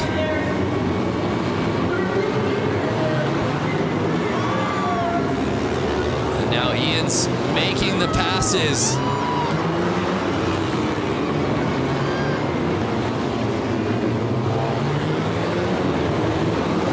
The story behind these bikes, the origin, and that's what the great thing about each of these classes, Lance, is each of these classes tells such an amazing story about not only the riders but the bikes and where they came from. Look at the forks on that bike. Bop, bop, bop. They're kind of bouncing up and down. That's too soft of a fork, and that's going to make the bike actually have a hard time getting traction in the corner. That's going to slow him down. Malinowski, I saw a bike backwards, is covering so much real estate. Hitting outside, hitting inside, making passes both ways. And takes the victory here in the build main. The number 83 winner racing for the Oak Creek Racing Knights. Put your hands together for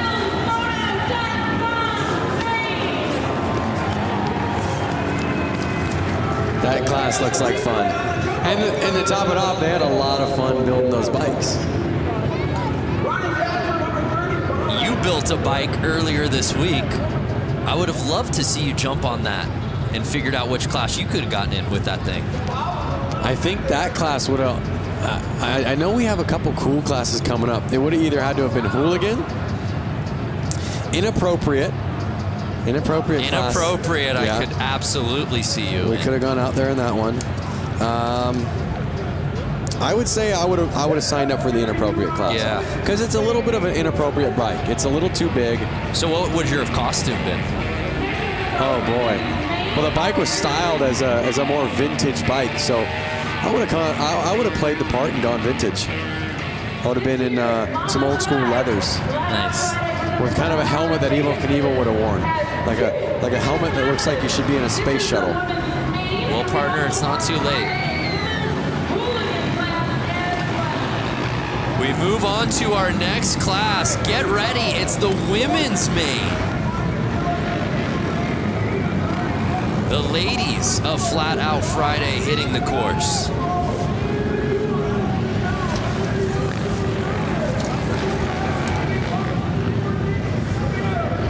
We've got 12 riders out here. And this is one we're really excited to watch. All of these women absolutely ripping on this course. Was watching them in practice earlier today.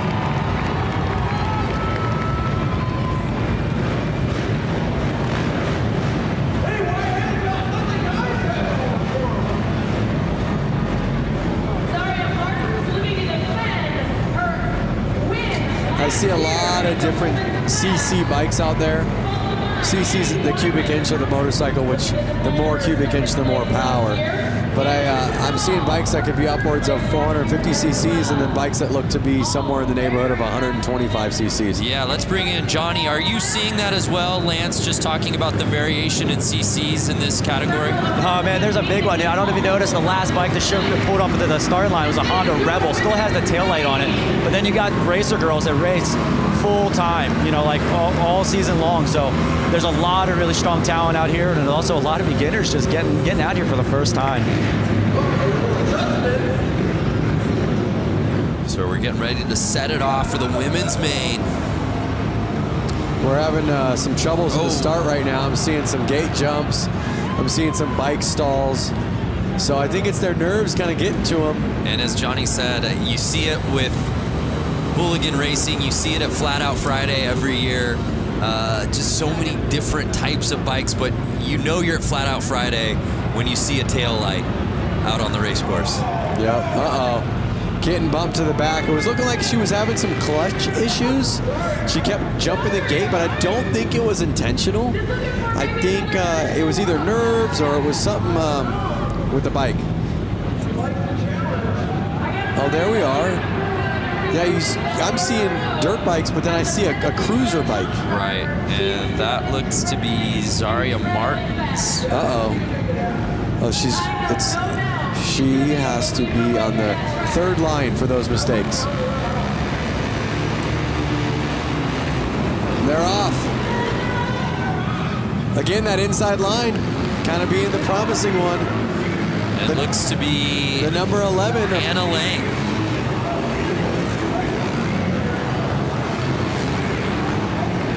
Hannah Lang leading the way. Annie Wyman now taking the lead away on the 158 plate.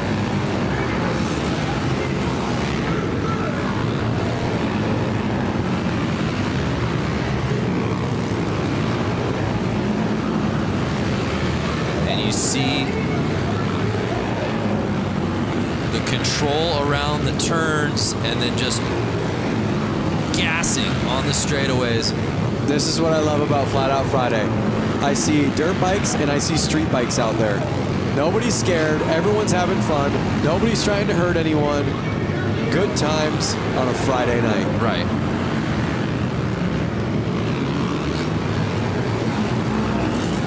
So it's Wyman still leading the way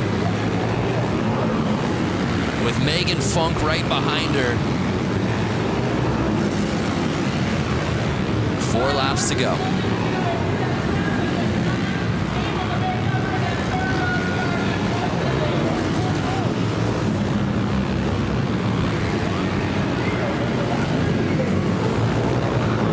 If you were in this, Lance, would you find the spotlight to be distracting? I don't mean that figuratively. I mean literally the spotlight being on the leader. Yeah, I know what you're saying. I think that you're so focused, you're so looking forward at what's going to happen next. Your mind is so in the race. The light, you're probably... Oh, no! She was trying to get that last lap pass. Hannah Lang touching tires with our leader, Wyman, holding on to the top spot. So I think that the spotlight goes unnoticed. I really do. I think your mind's so focused on the race, that's not something you're thinking about. And how about back to what we just saw? Obviously, Wyman did herself some racing there in the women's main, but Lang, who had the lead lap 1, really going for it there at the end, Lance. Hey, just like you said, you ain't first, you're last. Look at that. I say that jokingly because we never want to see anybody crash. Luckily, it looks as if the crash, she's okay. I believe she probably got up after that. It didn't even seem to deter Wyman at all. I think she was straight up enough, far enough out of the corner that it wasn't going to affect her. So Annie Wyman taking it in the women's main. Let's head down to Diana, who's with Annie. Annie Wyman, congratulations. You took the lead, smooth race, and someone almost knocked you down right as you're crossing the finish line for the win. How was tonight for you? Thank you so much. It was a really close race, but I had a lot of fun. It's my first one ever at Flat Out Friday. I wanted to thank my dad for taking me here and all my sponsors for helping me out. First time at Flat Out Friday must be a good luck charm. Congratulations. Wyman taking the win. Yeah, what a performance from Wyman in the women's main. Didn't have the lead early, but was able to climb the ladder, took the top spot by lap number 2, and then there was no looking back. Even got a tire tap there on the final lap. And now it's that category Lance has been waiting for, the scooter main. Let me out there. I wonder if they would have let, I guess a scooter, you probably have to have that section in the bike where your feet can kind of sit on that platform. The scooter main. Do you have a scooter at home? I don't. I have once upon a time. I was actually able to trade my van for it straight up. So a scooter is a light two-wheeled open motor vehicle on which the driver sits over an enclosed engine with legs together and feet resting on the footboard. Look how old that Vespa is. Just a nice vintage Vespa. This is what Flat Out Friday is all about. 8 riders on scooters. And Lance, the reality is almost all of these guys have been out here for other races as well. Just bringing their scooter from home. This is the fun class. Oh, look, they were tied up. This is the fun class. This is the class that I want to be in. Let me out there. Absolutely amazing. Lepsinski leading the way. These are the grocery getters. These are the coffee getters. It's an electric factory in the arena right now. The fans are losing their minds. And they have to race 10 laps on these. They are treated the same way the pros are. That's what's so cool. They don't take this joke class like a joke. They take it serious. They have to do the exact same amount of laps as the women main just did, as all the other mains are doing. So Lepsinski leading the way. Pickett behind him. Schwenker in third. Oh, no! Was that our guy in the Vespa? It was the guy. Oh, no! Carnage! And they're only 4 laps in. That was our leader. So now Lausch. Thomas Lausch is in first place. 5 laps to go. They're halfway through. Are we going to see any more carnage? Are they going to be able to stay up? This is any man's race. Forget about tire traction. Balance is the name of the game in this class, Lance. Well, really what happens is those floorboards on the Vespa hit the ground, which lifts the wheel off the ground and sends them I mean, out look of control. how narrow some of these front tires are. My goodness. Little bicycle wheels. Oh! Right back up. A brutal tap. I'm telling you, these guys are laughing. They're all laughing in their helmets right now. And now it's Schwenker. Logan Schwenker leading the way. Will he get past? And he does. Andy Pickett. We've seen 4 lead changes. And the checkered flag comes in. And Andy Pickett on the final lap. The crowd is going wild. Taking the W. There he goes.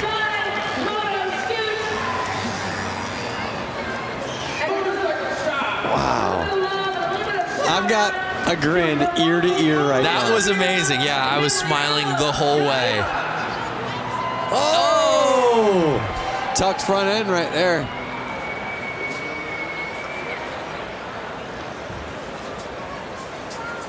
Let's see what we have coming up.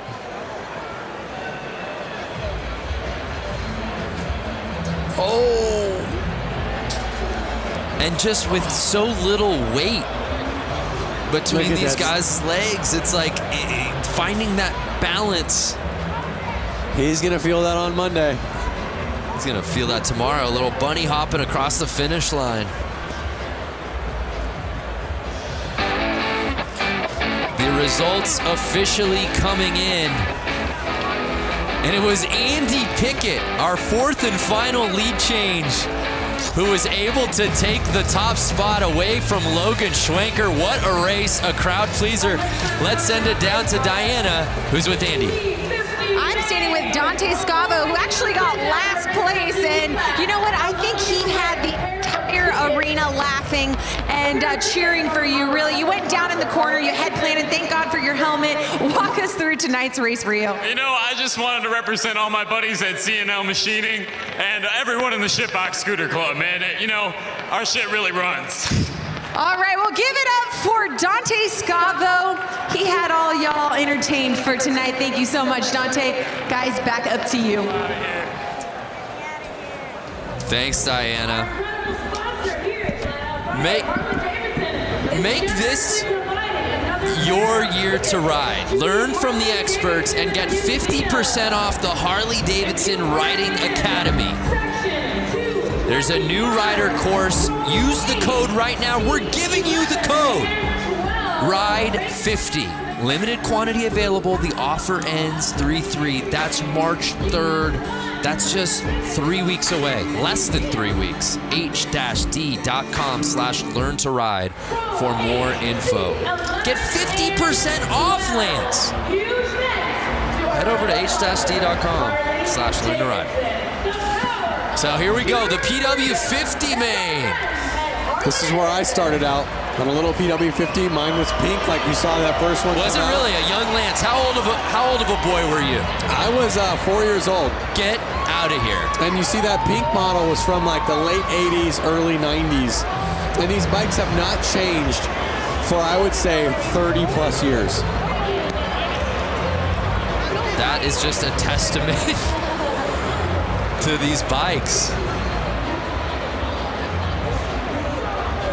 So if you're thinking about getting your kid out there to ride, PW50 is a great bike, and they haven't changed in years, so you can get an old one, get a cheap one, get your kid out there on 2 wheels, and it's really something awesome for the family to do. Yeah, no doubt. There's a look at our field of 11 riders. We don't have ages on these kids, but they've obviously gotten the bug. I'm gonna guess between 4 and 8. Wow. I'm gonna say 4 and 6, actually. That's just amazing that a 4-year-old Lance Corey was out here. And they're off! And it's the 38, Braxton Jacobson. Look at their setups. It's just like the adults. They have the carpet on the boot. They have little mini boots, mini helmets, mini chest protectors. They are kitted. And Braxton says, "Excuse me, field, I came here to do a little racing." Just getting his lap on. And Lance, he is riding at another speed out here tonight. He is riding at another speed. He's looking a little big on the bike, so I'm gonna guess he's a little bit older. But once again, he fits that bike. He's out there racing, and he's having a blast. Perfect form. And the checkered flags are out. And was there any doubt? Braxton Jacobson with a wave to the crowd. What a pro here in the PW50s.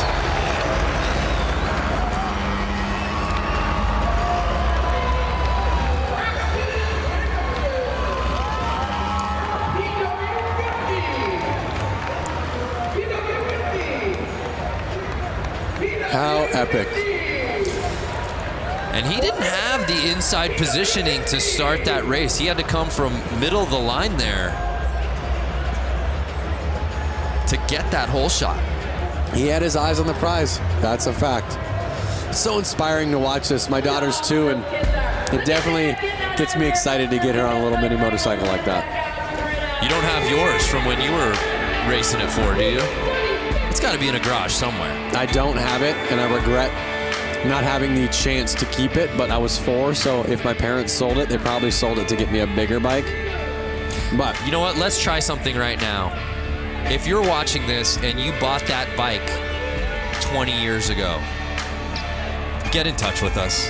Just comment. At Lance Corey. Yeah. Just say, hey, I got your bike. You don't even have to sell it back. Oh, you're actually looking for the person. Yeah, with I'm looking for the original bike. Okay. Yeah. I like that. Well, it's been a great night of racing so far, and with plenty of action still to come. Let's take a moment now to get to know a very special family of riders in the Harley community in a series we like to call Beyond the Track. My wife, her name is Liz. Our first date was actually a motorcycle ride. From there, we just knew that we both loved two wheels. We have 2 sons. One's name is Charlie, and the younger one is Oliver. Immediately, those guys both loved motorcycles. Whoa, big wheelie. They would see Dad riding down the road, or Mom on her Harley riding down the road. It just keeps us energized and excited as a family to get out and just be on 2 wheels together. It was just in their blood immediately. Eventually, we bought the little Harley-Davidson Power Wheels. Had a blast on those, doing donuts and all that sort of thing. From there, it just took off. Flat Out Friday is a non-stop, action-packed show for kids and adults of all ages. So this year, I'm going to be racing in the amateur 450 class. And then the boys are going to be racing as well. Now I get to be part of a pit crew, seeing as how my 4-year-old is racing his little PW50 this year for the first time. As a dad, seeing the kids out there and my wife getting out on her dirt bike, it brings me so much joy. Like, I'm just lucky that, you know, the boys got into it. I found a beautiful wife who loves it too. Now that is amazing, and that's what makes motorcycle racing and Flat Out Friday a truly family affair. You know, it's fitting, being in Harley-Davidson country, that Diana is joined by our next guest. Diana, who do you got for us? I'm standing here with some Harley-Davidson royalty. Bill Davidson, the great-grandson of William A. Davidson. It's an absolute honor to be standing here with you, especially here with the Flat Out Friday, the Mama Tried weekend. Thank you so much for coming. How has your week with Brewtown Throwdown been going so far? It has been outstanding. It's so exciting to be here tonight at Flat Out Friday. All the riders here, all the enthusiasts here, the excitement, you can hear it, you can see it. It's awesome. That's right. Well, you know what? We started our week off at Brewtown Throwdown. Then we head over to the museum, go to the restaurant, all that good stuff. You are the vice president of the Harley-Davidson Museum. If someone has never been there, what can they expect when they go there? Well, the Harley-Davidson Museum is like a treasure chest. It's over 115 years of Harley-Davidson. So you can just imagine the motorcycles, the memorabilia. We've got special products like Elvis Presley's Sportster. We've got a double-engine knucklehead called King Kong. Peter Fonda's Easy Rider motorcycle. It's an amazing place to come and visit and experience what Harley-Davidson has created over this 115-year time span. It's outstanding. It really is outstanding. I hung out at the museum during the 115th anniversary. I was busy nonetheless. I didn't even have to leave the museum because if I wanted lunch or dinner, I could just head over to Motor. There's so much more to do at the museum than see the museum. Absolutely. There's a great restaurant called Motor. There's a bar called the Can Room. We've got so many events that take place. We do bike nights there. And this summer, starting June 15th, we have a special exhibit that's called the Daredevil Exhibit, which is going to be unbelievable. Some of the things that we're bringing in, like Evel Knievel's XR750. We have a motorcycle that's rocket-powered with helicopter blades, and it was designed to jump Niagara Falls. It's so so amazing. If you guys haven't been to the museum, I mean, they go above and beyond there, and you guys won't want to miss the Daredevil exhibit. It's going to be coming around June 15th. June 15th. And you guys can't miss it. And is there anything else that when people are watching, what do they need to know about the Daredevil in the Harley-Davidson Museum? Well, you can't miss it. It's going to be spectacular. Some of the things we're gathering up actually from around the world, representing daredevils through the years, whether it's been on horses or bicycles or motorcycles or cars. It's going to be at the Harley-Davidson Museum this summer. Well, do not miss it. June 15th, Daredevil. Bill Davidson, such an honor to be standing next to you, and thank you so much for all your family's history and lineage. Thank you. Brando, Lance, I'm going to send it back up to you guys. I bet you're jealous right now. We are peanut butter and jealous is what we are. And the Harley-Davidson Museum is worth the trip to Milwaukee alone. Whether you own a Harley-Davidson, whether you rode motorcycles or not, it is an institution. We love going there. I love the Harley-Davidson Museum. I love the food that they have there. I love the memorabilia that you can buy. Well, tonight's broadcast is brought to you by the all-new electric Livewire. Plug into a new kind of thrill. Discover more at h-d.com/livewire.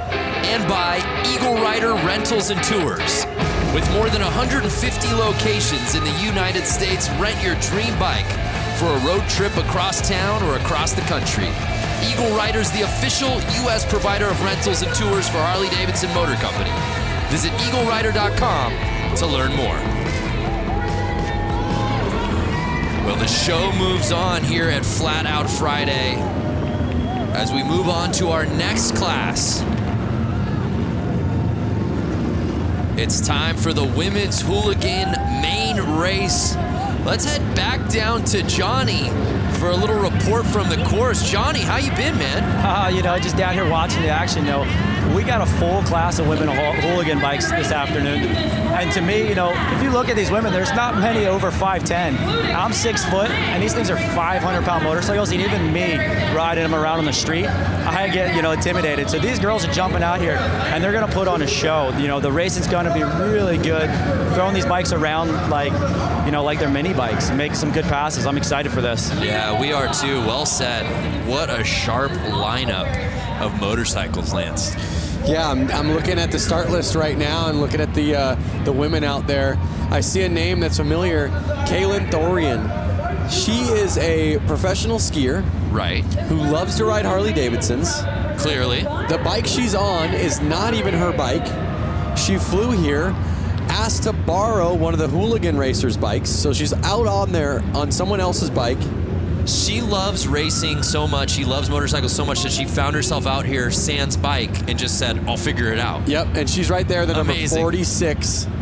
You could see her about five women in. Four women in. Keep an eye on her. Also in this lineup, Hannah Lang, who went down on the final lap in her previous race. 2 down so far. Never a good thing to see on the first lap. They're running a red flag. Usually means pull over. Let's get this cleaned up. Everyone, let's restart this race. Yeah, that's a tough start. It's never a good thing to see people go down on the first corner. And we've been saying it, though. You get your laps in early, and then it's just so much of sit around and wait, and you finally get to that point. And it's such a buzzkill right out of the gate to go down. Oh, the man. adrenaline. Ooh. I'm worried. Was that Kaylin? I think that was Kaylin. Yeah, that was Kaylin who I was talking about. Yeah. And you also see. And look at her. Look at how tough she is. She's not scared. She wants to get back out there, but they need to get the bike straightened up. Right. She is tough. Kaylin Thorian, and she's trying to get back out there. Looks like she's going back out. Awesome. Love to see that. What did I tell you? Keep an eye on her.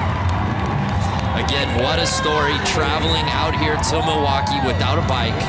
She just crashed somebody else's bike. Just crashed somebody else's bike who might be racing later tonight. We don't know. That's one of the Suicide Machine Co. bikes. I'm not sure if they made it in the main or not. But you got to be a pretty nice person to, you know, let somebody go out there and race your bike. Again, they're just doing this for fun. Nothing serious. They literally are like, oh, you want to race my bike? Yeah, go race it. And then she just kind of comes like, sorry. I'm sure they're going to go up to her and go, wow, we're so stoked you got back out there. Look at her. Something's up with her shoulder, but she's back out there. Everyone's kind of cheering her on. She's ready to go. Her adrenaline is just pumping. You know she's gonna be sore. So we'll set it off. Take 2. And really, that underscores the fact that Hannah Lang, much like her previous race, got off to a fantastic start, and she does just that again, grabbing hole shot.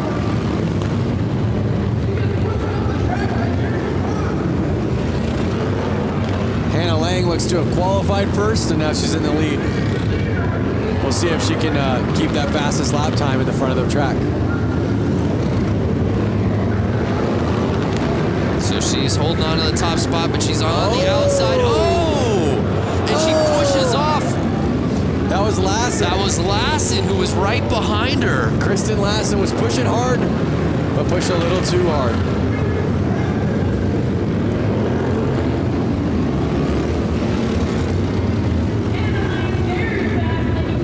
And now you're starting to see Lang lap. Orloff sitting behind her. But I don't know, it's still early, Lance. Who's going to catch Hannah Lang?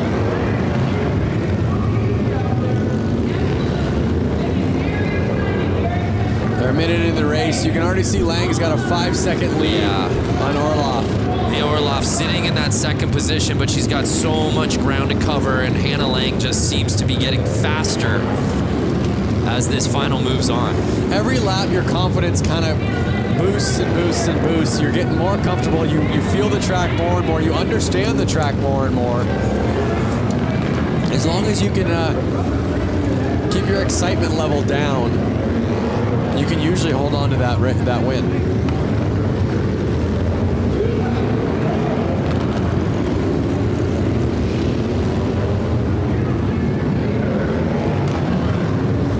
Two laps to go. Hannah Lang. Can she go the distance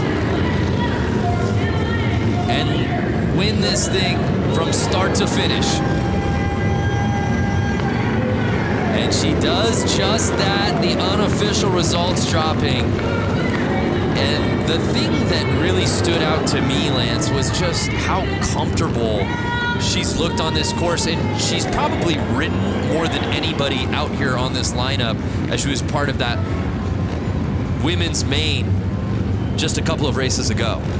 I actually believe I ran into Hannah Lang in the pits, and there was a couple other racers kind of pointing her out, saying, keep an eye on her. She's going to be the one with the win tonight. So I think the whole kind of pit knew it, the whole crew knew it, and she pulled it off. Well, Hannah looked so good in the women's main, but wasn't able to take the top spot. That changed here in the women's hooligan as she takes it. Again, got to give that street cred out to Kaylin for pulling back out there on the track after slamming down on that concrete. Yeah, so our results officially in the books here in women's hooligan. Hannah Lang fending off Leah Orloff and Mallory Lee to take the top spot. And of course, Kaylin Thorian just outside of that top 3 spot, settling for 4th. Let's head down to Diana, who's with Hannah. Standing next to the winner of not only this race here at Flat Out Friday, but at the 115th anniversary, she also won the Flat Out race. She's built this bike. Not only this, she dominates on the course. Hannah Lang, what makes you so superior to other women on the course? I guess I do come from a very good dirt track background, and I have a great team at Westman Harley that builds great bikes, and they helped me build this one for this year. Well, she's taking home another win. Guys, we're going to send it back up to you. Hannah Lang taking the win here tonight. Yeah, Diana reminding us of just how good she was at the 115th. Yep.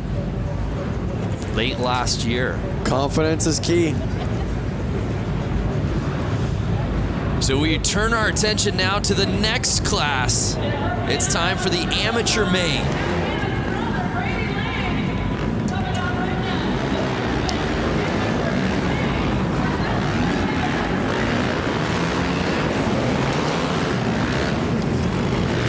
So the open amateur main featuring 12 riders.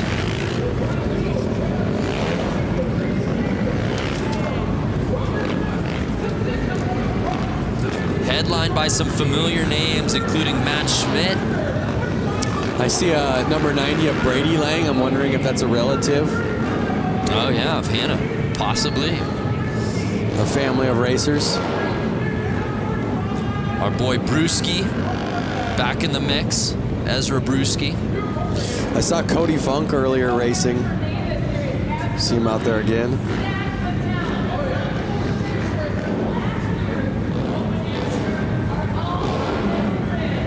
Our lineup set for the open AMs.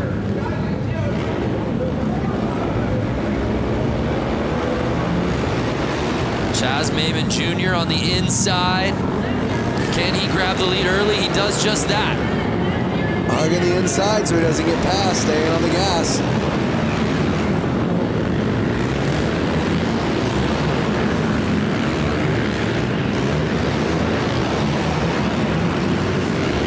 The nerves are up right now, 10 laps to go, and these guys are on the gas. They are wheel to wheel right now. Lang is on Chaz Maimon's heels. Can he catch him? And you see him, Lance, trying to get that inside, but Maimon not giving him any room. They are not letting off. They want to pass. It's such a tight track. It's so hard to pass, but we've seen it happen. It might happen. 6 laps to go. Look at how fast this race is going. And Maimon just continues to be relentless with holding on the inside. Lang's doing everything he can to push through.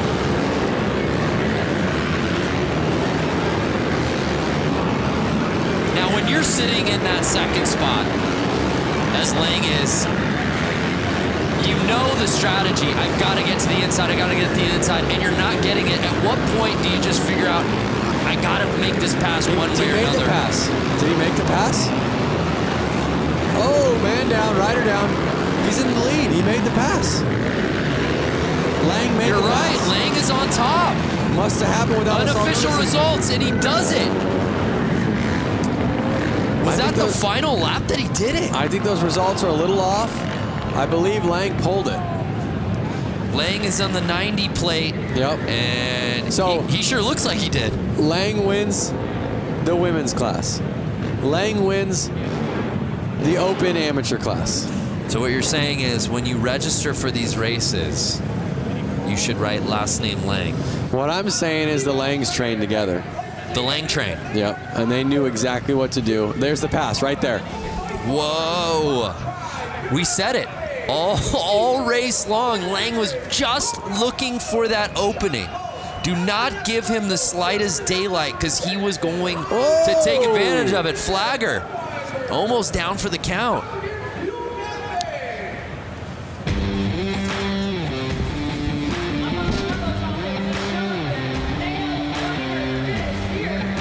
So it appeared that Brady Lang, when it mattered most on the final lap, was able to make his pass to the inside. Let's send it down to Diana. Here with Brady Lang, the winner of tonight's Flat Out Friday, but he also won at the 115th anniversary. Now here he won, making a clean pass on Maimon. Walk us through what happened. Well, he was leading, I was working on him, and he screwed up and I took advantage of it.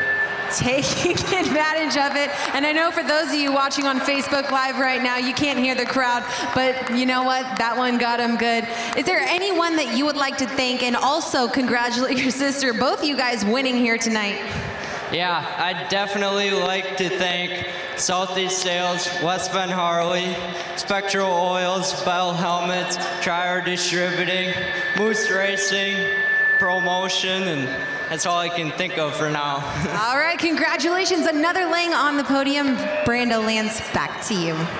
Brady Lang is an absolute gamer.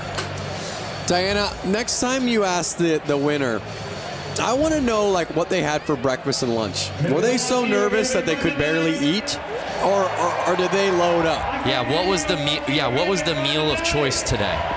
Were you a guy? You obviously competed at the highest level at X Games, winning gold. How about nerves? How much did that play for you on race day and contest Nerves day? were huge, and I always tried to eat a super bland meal. I would eat rice, chicken, something that I knew wasn't going to mess my stomach up. I'm sorry, Lance. We'll have to continue this thought in just a second. I'm not quite sure what's happening here.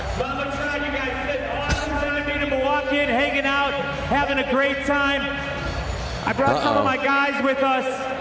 We're having a great time watching the riders in the back, watching the races, doing a great thing. We want to thank everybody for coming out tonight. Let you know we got a big show coming up at Turner Hall in September. We got a couple other big shows coming up. We hope to see you guys if you're in town. I want everyone tonight, have a drink, have a good time, get a little rowdy, get a little crazy. It's become rogue down here on the course. Diana, what's going on down there? You know what? I have a little bit of wrestling experience, and this to me looks like a showdown. Oh my goodness. You're so lucky, Brandon, that you're not down here because I feel like they would break you up into little pieces. Oh, wow. They would just chew you up. Tell me how you really feel. Jeez. Oh, no. They're not going to. Diana, they're not going to throw him on this table, are they? No. Whoa.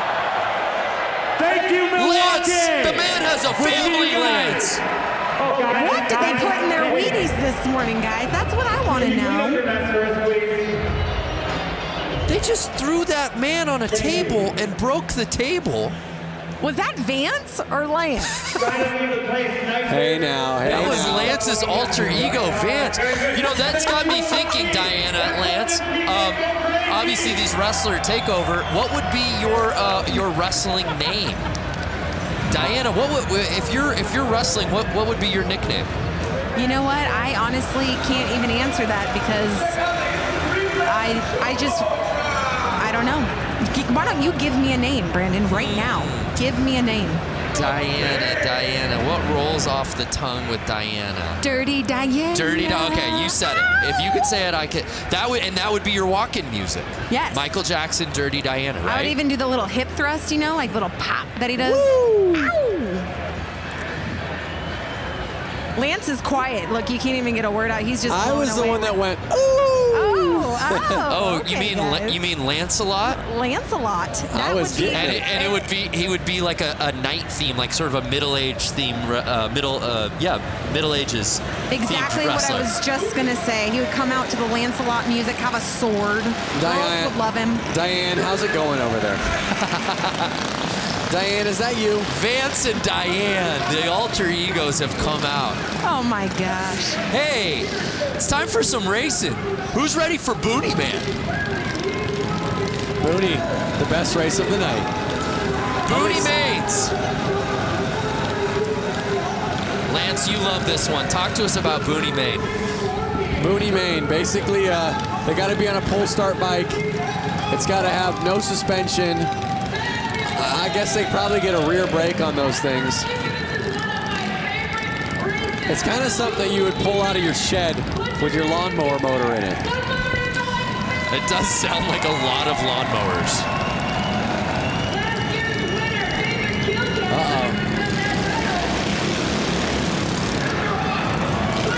Oh, JJ Flaherty out in the lead with his white leathers. JJ Flaherty's a local out here. He is. He didn't make the main for the hooligan class, which I'm sure he's bummed about, but that's why he brought this bike out, because he wanted more laps and he wanted more racing. JJ Flaherty, an absolute fan favorite. I was walking the concourse earlier this evening, and kids were beyond stoked to meet him and get his autograph out here tonight. A lot of JJ fans here at Panther Arena. You see David Kilkenny right behind him. I've seen both of these bikes racing right at the peak. for the last 4 or 5 years here. Can Kilkenny catch him? It looks like he was making the pass, but Flaherty. Oh, I think he did, Lance. I think this win. Both Kilkenny. Notice the lines they're taking. That is what's making who's going to pass. They're going outside in, passing the guy in jeans. One of the guys just needs to take the other one out. Just clean, take him out, push him over. This is the battle we've been waiting for. Kilkenny. Over the jump, the only time I've seen it used. Kilkenny versus Flaherty in the booty main. Can Flaherty get the lead back? Take him out, Flaherty. Take him out. I wish I had an earpiece right now into Flaherty's ear. Take him out. Take him out. Sweep the leg, JJ. And Kilkenny will just not let up. Final lap time. Can Flaherty regain the lead? I don't think so. Take him out. Go, go. And Kilkenny wheeling his way into first place. That was a fun one. And look at that. They're both hyped. Pumping each other up. It's all good fun and games. I mean, this race tonight, all these races is almost like no different than meeting your friend at the park for a Friday evening basketball game. It's more just about getting out there and having fun. That they did. Ooh, rubbing is racing. The Booney main. Be nice if we got a little Gucci main maybe playing in arena during that race. For the Booney main? For the Booney main. Killing me. You're killing me. How about Flaherty looked unstoppable in that thing?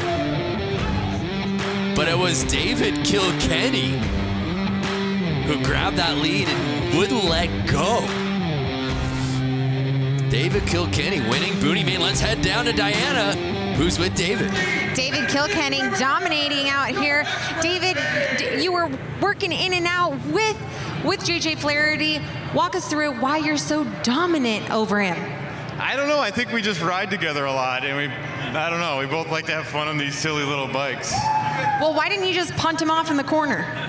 I don't know. I mean, I was just playing with JJ. We just kind of play back and forth, and whoever wins, wins. Well, congratulations. No stranger here to the podium. David Kilkenny taking the win here for the Booney bike. Whoever wins, wins. Isn't that the spirit of Flat Out Friday? I mean, that's the slogan right there. You're winning if you're out there. Whoever wins, wins. Shrug the shoulders. Exactly.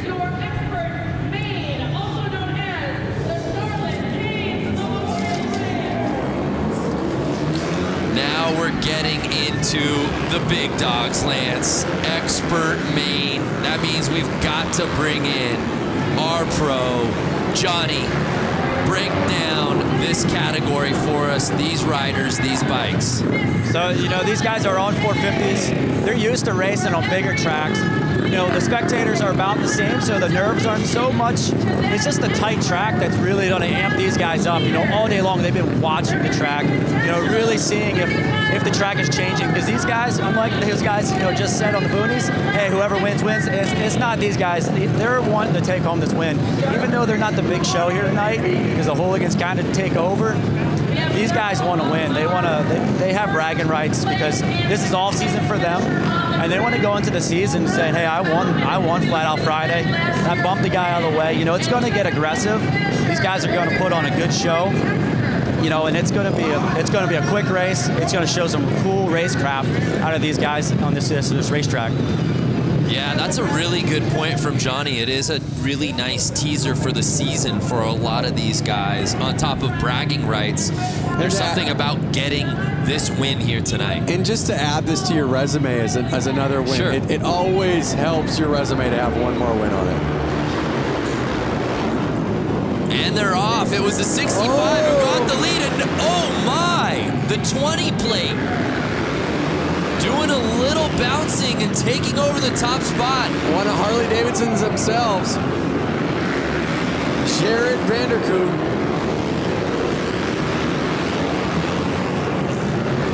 you see him, they're already getting into lap traffic. This is gonna get gnarly. This is absolute mayhem here in the expert main. These bikes are never standing up at a 45 degree to the ground. They are actually at a 90 degree to the ground. They're at a 45 the whole time. I know you can't see it because there's not a camera. Lance literally pulled out a protractor out of his pocket and started putting the degrees to make sure he said it right. They are never getting they're staying at a 45 degree. They're never getting even to a 90 degree to the ground.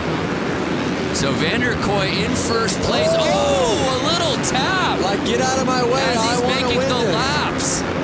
Bronson Bowman behind him. Corey Texter sitting in third. And I don't know if Johnny's mic is open. Johnny, can you hear us down there? Hear you loud and clear, man. Yeah, talk to us so far. We're early in this race, man, but the level of racing. Loud for me. I can't hear you guys. Oh, man. I really want to hear from Johnny on what's happening right now. That's how loud it is down there. Yeah. They are on the gas. Oh, he's down. He's down. And Vanderkoy going down, our current leader, no! Which creates an opening for Bowman. 22 laps left, though. Still plenty of time. The longest race we've seen tonight, but this may go by the quickest because of how fast they are going.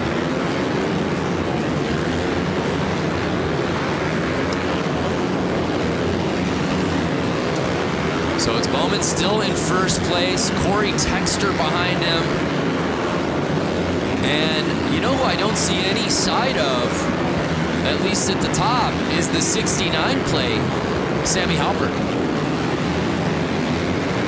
Notice how fast these guys are changing positions right now.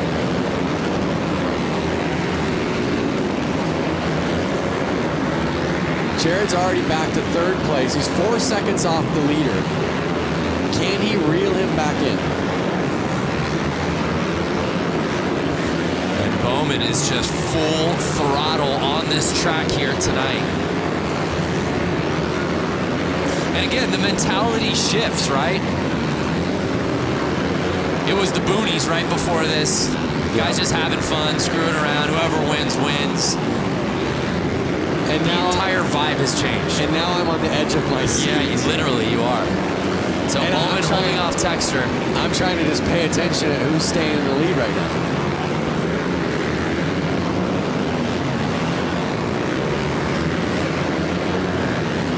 So Texter just over a second off. It's really a two-man race. Final 9 laps to go right now. Spotlight is staying on Bowman. But again, credit to Vanderkoy for getting all the way back in. Now he's sitting in third. 8 laps to go. 7 laps to go. You're right, though. In the blink of an eye, we went 25 down to 6 laps. Yep. That 1/16th track will do that to you.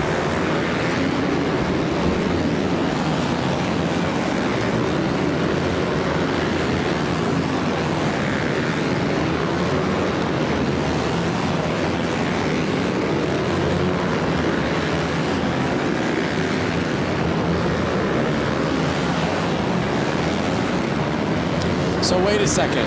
I just had a realization. 1/16th track, right? Yes, sir. So if they're riding 25 laps, they're riding right about a mile and a half. Crazy. In 4 minutes. Just think about how fast that is. That gives you a perception idea of when you go run a mile on your feet. They're riding about a mile and a half in 4 minutes. 4 minutes and 37 seconds. I was told there would be no math. And with that, expert main in the books. And it was Bowman who was able to hold off Corey Texter and the rest of this field. And as Johnny said, bragging rights heading into the season. Johnny, can you hear us? Now let's calm down a little bit. Yeah, that was some talk to intense us, racing there. Talk to us about what went down. Sorry, I lost it there. Now I can hear you again. Yeah, Johnny, just your analysis of that race. As you said, early season bragging rights on the line. Yeah, you know, it was definitely a bar bag, and, you know, Vanderkoy just lost it there, spun out, leading the race, and then, you know, with Texter catching him, I don't know if you guys really caught on to that, but it came down close. I think, you know, if they would have had a little bit more laps, you know, that happened really fast. Our races are a little longer time, not laps, but time. Right. You know, these guys had enough energy to keep going, but it was, you know, it just ran out of time. But that was a good race. You know, you have to put up to these guys. Like, you know, they fall, but they're doing 7 seconds around this track. I don't know if you guys realize that, but it was 7 seconds of lap time with these guys. So they're traveling a lot of distance pretty quick in this little arena. The results are in, and it was Bronson taking the top spot. Jared Vanderkoy was leading early, but unfortunately going down. Still a top 3 finish, but wasn't able to win the thing outright. Let's head down to Diana, who's with our winner. Your 2-time winner, Bronson Bauman. Congratulations, capitalizing off of Vanderkoy's mistake and brought home the win. Yeah, definitely. I hate to see my best friend go down like that while leading the race. I would have been pumped with the 1 and 2, but you know, luck has it. Last year I crashed during the main event and picked it back up and got the win. So to get the win again here tonight, 2 years in a row, is awesome. Well, keeping it rubber side down with a clean line brings you on the win. Congratulations, 2nd win in a row for Flat Out Friday, Bronson Bauman. Congratulations to Bronson. That was some racing, no doubt about it. That was epic, but as you heard him say how stoked or how bummed he was for his friend, he said he would have been cool with 1 too. Right. So they kind of all have that mentality out there. And the lights are down, which can only mean one thing. It's time for some hooligans. Is it the hooligans already? This should be the open hooligan main. Wow.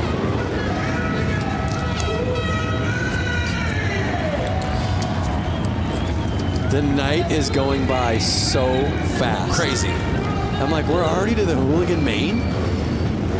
Really the foundation of Flat Out Friday.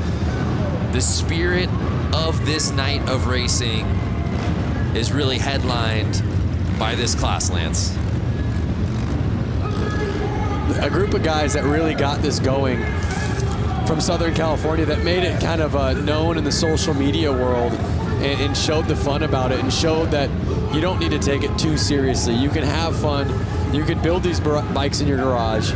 You can work all week. You can go out with your buddies and you can go race. And it's really caught on nationwide and I'm sure worldwide. And it's just so cool to see this class have 100 people sign up for it today. Unreal.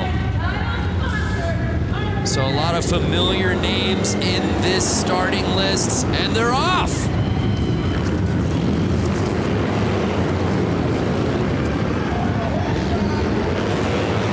You see the 100 and Nick Mattia out in the lead right now, holding on.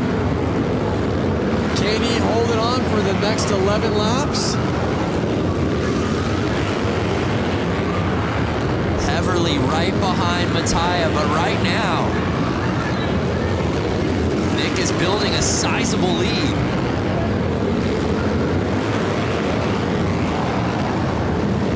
And now Mishler passing Heverly, for right behind Mattia. Can Danny Mishler bring it and try to find an opening?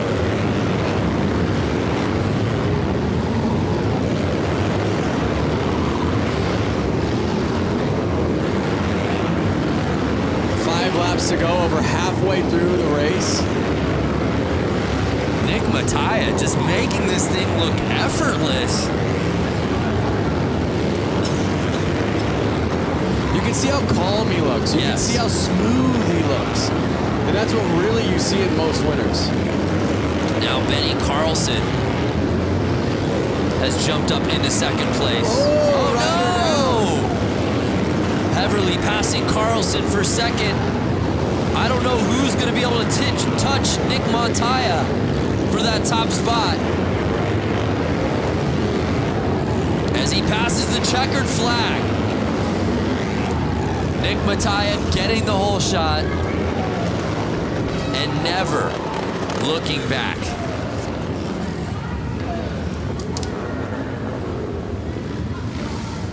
Heverly taking second, and Mishler rounding out our top three.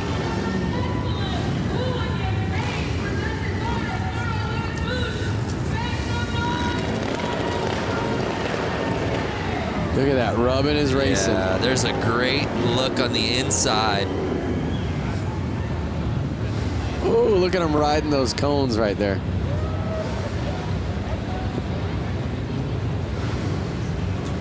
But Nick Mattia. Is this the crash? Look at that. Yeah. See what it is? The side of the motorcycle touches the ground, which lifts the rear wheel off the ground, losing all traction. Bike goes sliding. So Nick Mattia taking the win, heavily contested though. It was really a battle for second place between Carlson, Mishler, and eventually Heverly, who ends up taking that spot. But it was Nick Mattia winning the Hooligan Main. Let's head down to Diana, who's with Nick. Standing with the winner, Nick Mattia, congratulations, taking the whole shot and running a clean, solid race to the finish. Yeah, thanks to my dad and everybody that helps me so much. I got a rocket start and was able to get out front and just kind of put in some consistent laps. You were just telling me that you pretty much came here and reclaimed the Mattia name. I'm not going to say that there's a ton of weight on my shoulders, but I felt like I needed to do something after my brother's crash last year, riding Charlotte's bike with 2 laps to go. And I'm happy to bring home the win, especially for him. He just had knee constructive surgery, and he couldn't be here today, but this win is for him because I know he wants to be here. Well, a huge win. Congratulations to Nick Mattia and the entire Mattia family. Brando Lance, up to you. Yeah, thank you, Diana. Nick Mattia leaving no doubt about it. We turn our attention now to one of my favorites, the vintage. The vintage main. I'd love to head down to Johnny if he's there. Johnny, I don't know if it's too loud. Can you hear us down there? Sorry, I can't hear you guys. That's okay. We'll come back to you in just a little bit. Actually, as these guys get onto the starting line. How about now, Johnny? Get me a little better. We'll get back to Johnny. I love, you know, as we said before, you go around the tunnel here at the arena and you get to see all the different bikes, and a lot of the guys who are riding in the same classes tend to birds of a feather. They're all kind of hanging together. It's unmistakable when you go by the vintage bike area. It is unmistakable, and I think if I had a vintage bike, I'd be out there racing it too. I feel like you do have a vintage bike, do you not? I have a 56 Panhead. Now, I would not be racing that. You wouldn't take that out? It's not really, it's a chopper. It's not really a race bike. Okay. These are a little bit more vintagey race bikes. You could tell with the vintage bike here, a lot more two-strokes. That was a little thing in the past. I can even smell the two-stroke smell right now. I hope everyone watching it on their screen can smell it. And they're off. The 37 plate getting the whole shot. That's Moldenhauer.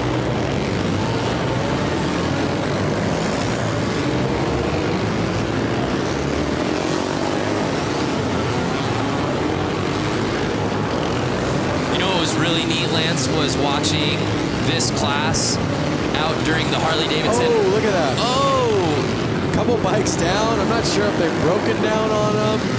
They're just not able to finish the race because of how old the bikes are. To finish that thought, the Harley-Davidson 115th anniversary races, when we did the beach race, and seeing a lot of these vintage bikes out racing on the sand. That was incredible.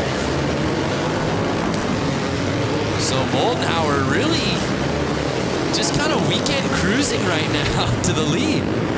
Yeah, it doesn't look like anybody. Oh! Doesn't look like anybody's pushing too hard. I think those vintage bikes might be dropping some oil on the track, which is making all these riders go down.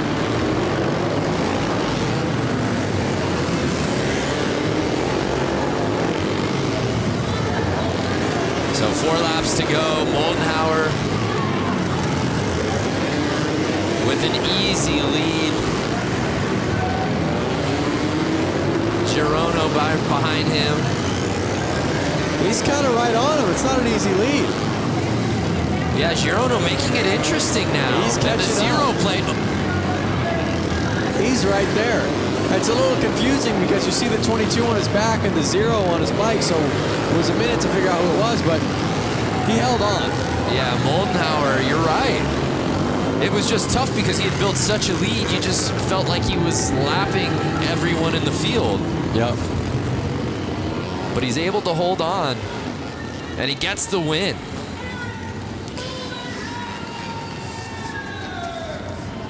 Next up's my favorite class. Name, Goofball. Yeah, I can't wait for that one. Same name that I call you. Yeah, Goofball. That'd be my wrestling name, I think. The Goofball.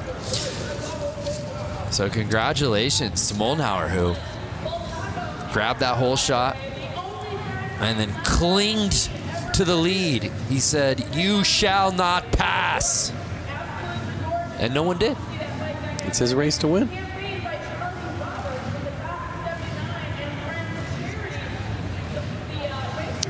So the final results officially in. Let's take one more look at the standings from the Vintage Main. It was Eric Moldenhauer. Tony Girono, though, made it interesting. You look at those times, a lot closer than I guess I was giving Tony credit for throughout that race. But let's head down to Diana, who's with Eric. Standing with the winner, Eric Moldenhauer. Now, Eric and I were just talking in it. This is a pretty special moment for him because he came to Flat Out Friday about 6 years ago, the first ever Flat Out Friday, and it motivated you to come out here and race. Talk to us about it. Well, the first time I watched this, I was sitting right over there, and I thought I can do that. So here I am. That's a pretty special story, and you're sending the message to anyone in the stands tonight. Any of you guys watching through the world on Facebook Live right now, you too can come here and you can win a race. Motivated, how was that race for you? It was the best race I've ever had, so that was amazing. All right, well, congratulations taking the win in the vintage class, Eric Moldenhauer. Thank you, Diana. Tonight's broadcast is brought to you by Screamin' Eagle Performance, engineered for specific torque and horsepower gains. Eliminate the guesswork. Go to screamin'eagle.com. And by Harley-Davidson Riding Academy. Learn to ride from the experts and build your skills on 2 wheels in just a few days. Look for a class near you at h-d.com/learn-to-ride. I love the Harley-Davidson Riding Academy. You could literally find this in any city in the country. Oh my goodness. We've got a chicken on the course. When you see it, you know it's time for the Goofball Main. If that bike in particular looks familiar, it should. I believe that's the cop bike that won this class last year. And was a pizza bike at 1 year. Yeah. That team comes out pretty strong every year with a pretty rad build. So for the uninitiated, this is our final class of the evening, the Goofball Main. Costumes on the riders, bikes dressed accordingly. I believe I see a Devo member out there. What would you call that with the red cap on him? Yeah, that's Devo. What's Devo? You don't know Devo? No. Please explain to me and the viewers that don't know. Do do do do do. You know the band that sings that song? Yeah. Whip It Good? Yeah. Yeah. That's what they wore. That's the costume. Oh, okay. Yeah. I didn't know that. Oh, did you think that was like such a nuanced thing that only I knew? I have no idea. I see a gorilla out there. I see 2 gorillas. Okay, well, yeah, I see, was that, it looked like Animal from the Muppets. That guy's like in like a Elton John Vegas show, and then the farmer on the chicken. And how about the back line? I feel like I see an abominable snowman. And they're off. Whoa! Oh! And it's the boa. The Vegas boa. Yeah, baby. Zastro. Look at him popping wheelies every lap. He thinks he's got it. Well, he's got 14 laps to go, so he better keep it safe. Dude, I'm getting a very 70s Elton John look to Zastro, who's in our lead.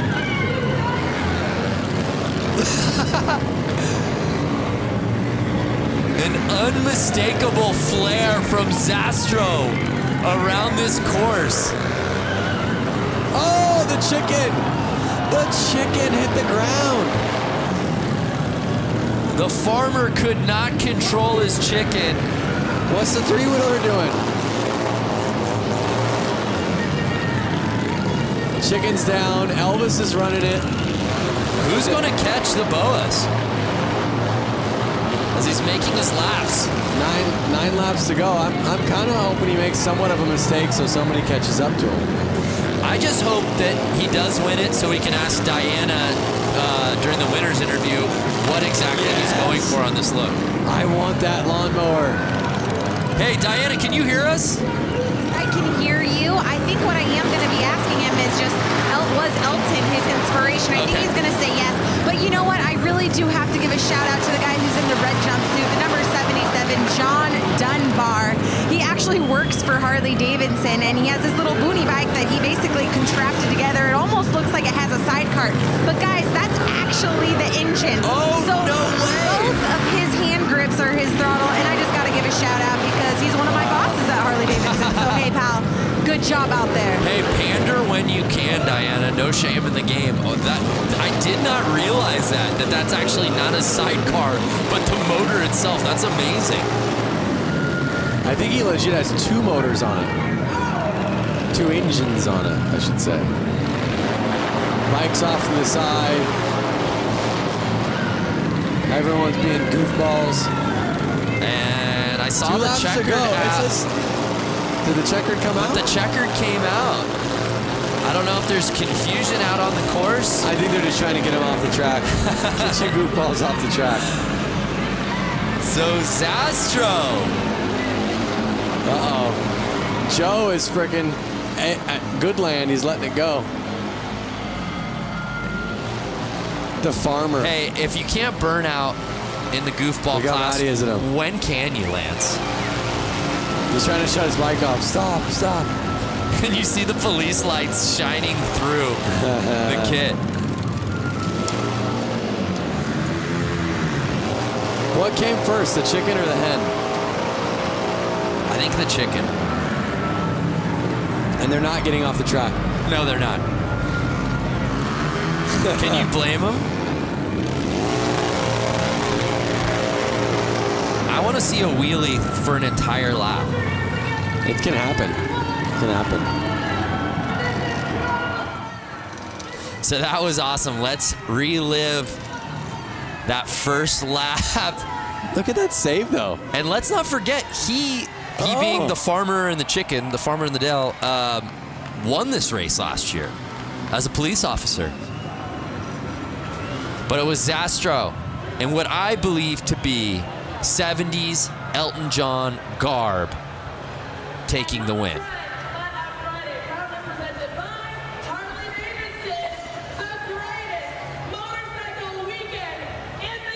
And again, you would wonder if the boas, just like tassels on some of the previous drivers, would inhibit the speed. It didn't do it at all. Look at how many guys are trying to stop Farmer from doing burnouts. Well, let's send it down to Diana, who's with our winner. You know, this whole time you guys have been calling him by his name, but it's actually wrong. It's Elton Ron, and Elton here has taken the win. This was a great class, and I just love that we have Elton in the flesh. Thank you. I'm just glad Harley brought me back after 16 years. After after 16 years. You haven't been here for after 16 years? No, Harley just brought me back after 16 years. I'm really appreciating it. Well, Elton Ron appreciates Harley-Davidson after 16 years bringing him back. We love Harley-Davidson putting on a great event here. You just put on a whole show for the entire stadium. Thank you, sir. Thank you. I'd like to thank Andy Mock from Motoscoot. He completely did this. I just got back in town. The people that put this on, obviously, and Mike Pence, too. Awesome. Well, congratulations, Elton Ron, taking the win here for the Goofballs. I love it because Ron Zastro got the whole shot, got the lead, and then immediately went wheels up and just wanted to have a good time through that first lap. I just wanted one note from Elton Ron. Just one hit. Just one Rocket Man. Yeah. Rocket Man. What a night out here at Flat Out Friday. I hope you fans watching at home, have you enjoyed it as much as Lance and I have. Let's do a little social recoup if we can. I'd love to see what people were saying that we're watching. Ride with Peaks, 2:22 in the UK, and I'm hooked. This is amazing. Flat Out Friday. Please put my tweet on the Jumbotron. I love racing. That's all I ever wanted. Well, Cold Cucumber. I don't know if it got on the Tron, but you got on the screen on the big show, baby. It's madness here in Milwaukee. Yeah, yes it was. It smells like fast bike bulls in here. What a night of It's racing. been so much fun, Lance. Hey, let's head down to Johnny for his final thoughts on the night. Johnny, you made your broadcast debut. What'd you think of your first Flat Out Friday on the microphone? Wow, man, that was. I think that was the way to end a night. The racing all night long was incredible. I don't even know what to call that. I don't know if it was a race or just, it definitely fits the Flat Out Friday motto, And then this isn't even the end of the weekend, All these guys here tonight watching and hanging out, there's still bike shows and all this other stuff going on. So, man, for this event, come here to see the racing, let alone like having pros and the hooligans, having 100 hooligans split in between 3 classes. Now this event is just taking that racing to a whole different level in the wintertime when it's 10 degrees outside. This was an amazing event. Yeah, it didn't feel like 10 degrees inside. Thank you, Johnny. How about Diana Dahlgren, your final thoughts? What's your takeaway from Flat Out Friday 2019? You know what? Flat Out Friday 2019 was epic. And not only that, the whole week and the weekend continues after this. Lance and I, we got to do this amazing bike build-off. We went head-to-head for Brewtown Throwdown. And you guys, the fans, are going to be able to vote come Sunday. Social channels are going to be lit up with our 2 Harleys that we got to build here in Milwaukee this week. You guys are going to have to vote for Team Super Bob. No Vance, you're not going to win with Team Quick and Sleazy Easy Cheesy. Okay, guys, great weekend, and of course, having a blast with you and Harley-Davidson. So grateful for everything they've put on through the entire week. Thank you, Diana. Look at that, a shot across the bow to you. Go Quick and Easy. Vote for the red bike. Quick and Easy. Let's win, baby. So Lance, Corey, it was an amazing night. So many different classes. What stood out to you here on Flat Out Friday? I mean, being a dad myself, what stood out to me was honestly seeing the kids on the bicycles and seeing the kids on the PW50s. And again, they got to race and ride on the same track some of the leading class pros are racing on tonight. What an evening. So much good stuff. Our thanks to our friends at Harley-Davidson. For Diana Dahlgren, Johnny Lewis, Lance Corey, I'm Brandon Graham saying thank you so much for watching Flat Out Friday here from Milwaukee, Wisconsin.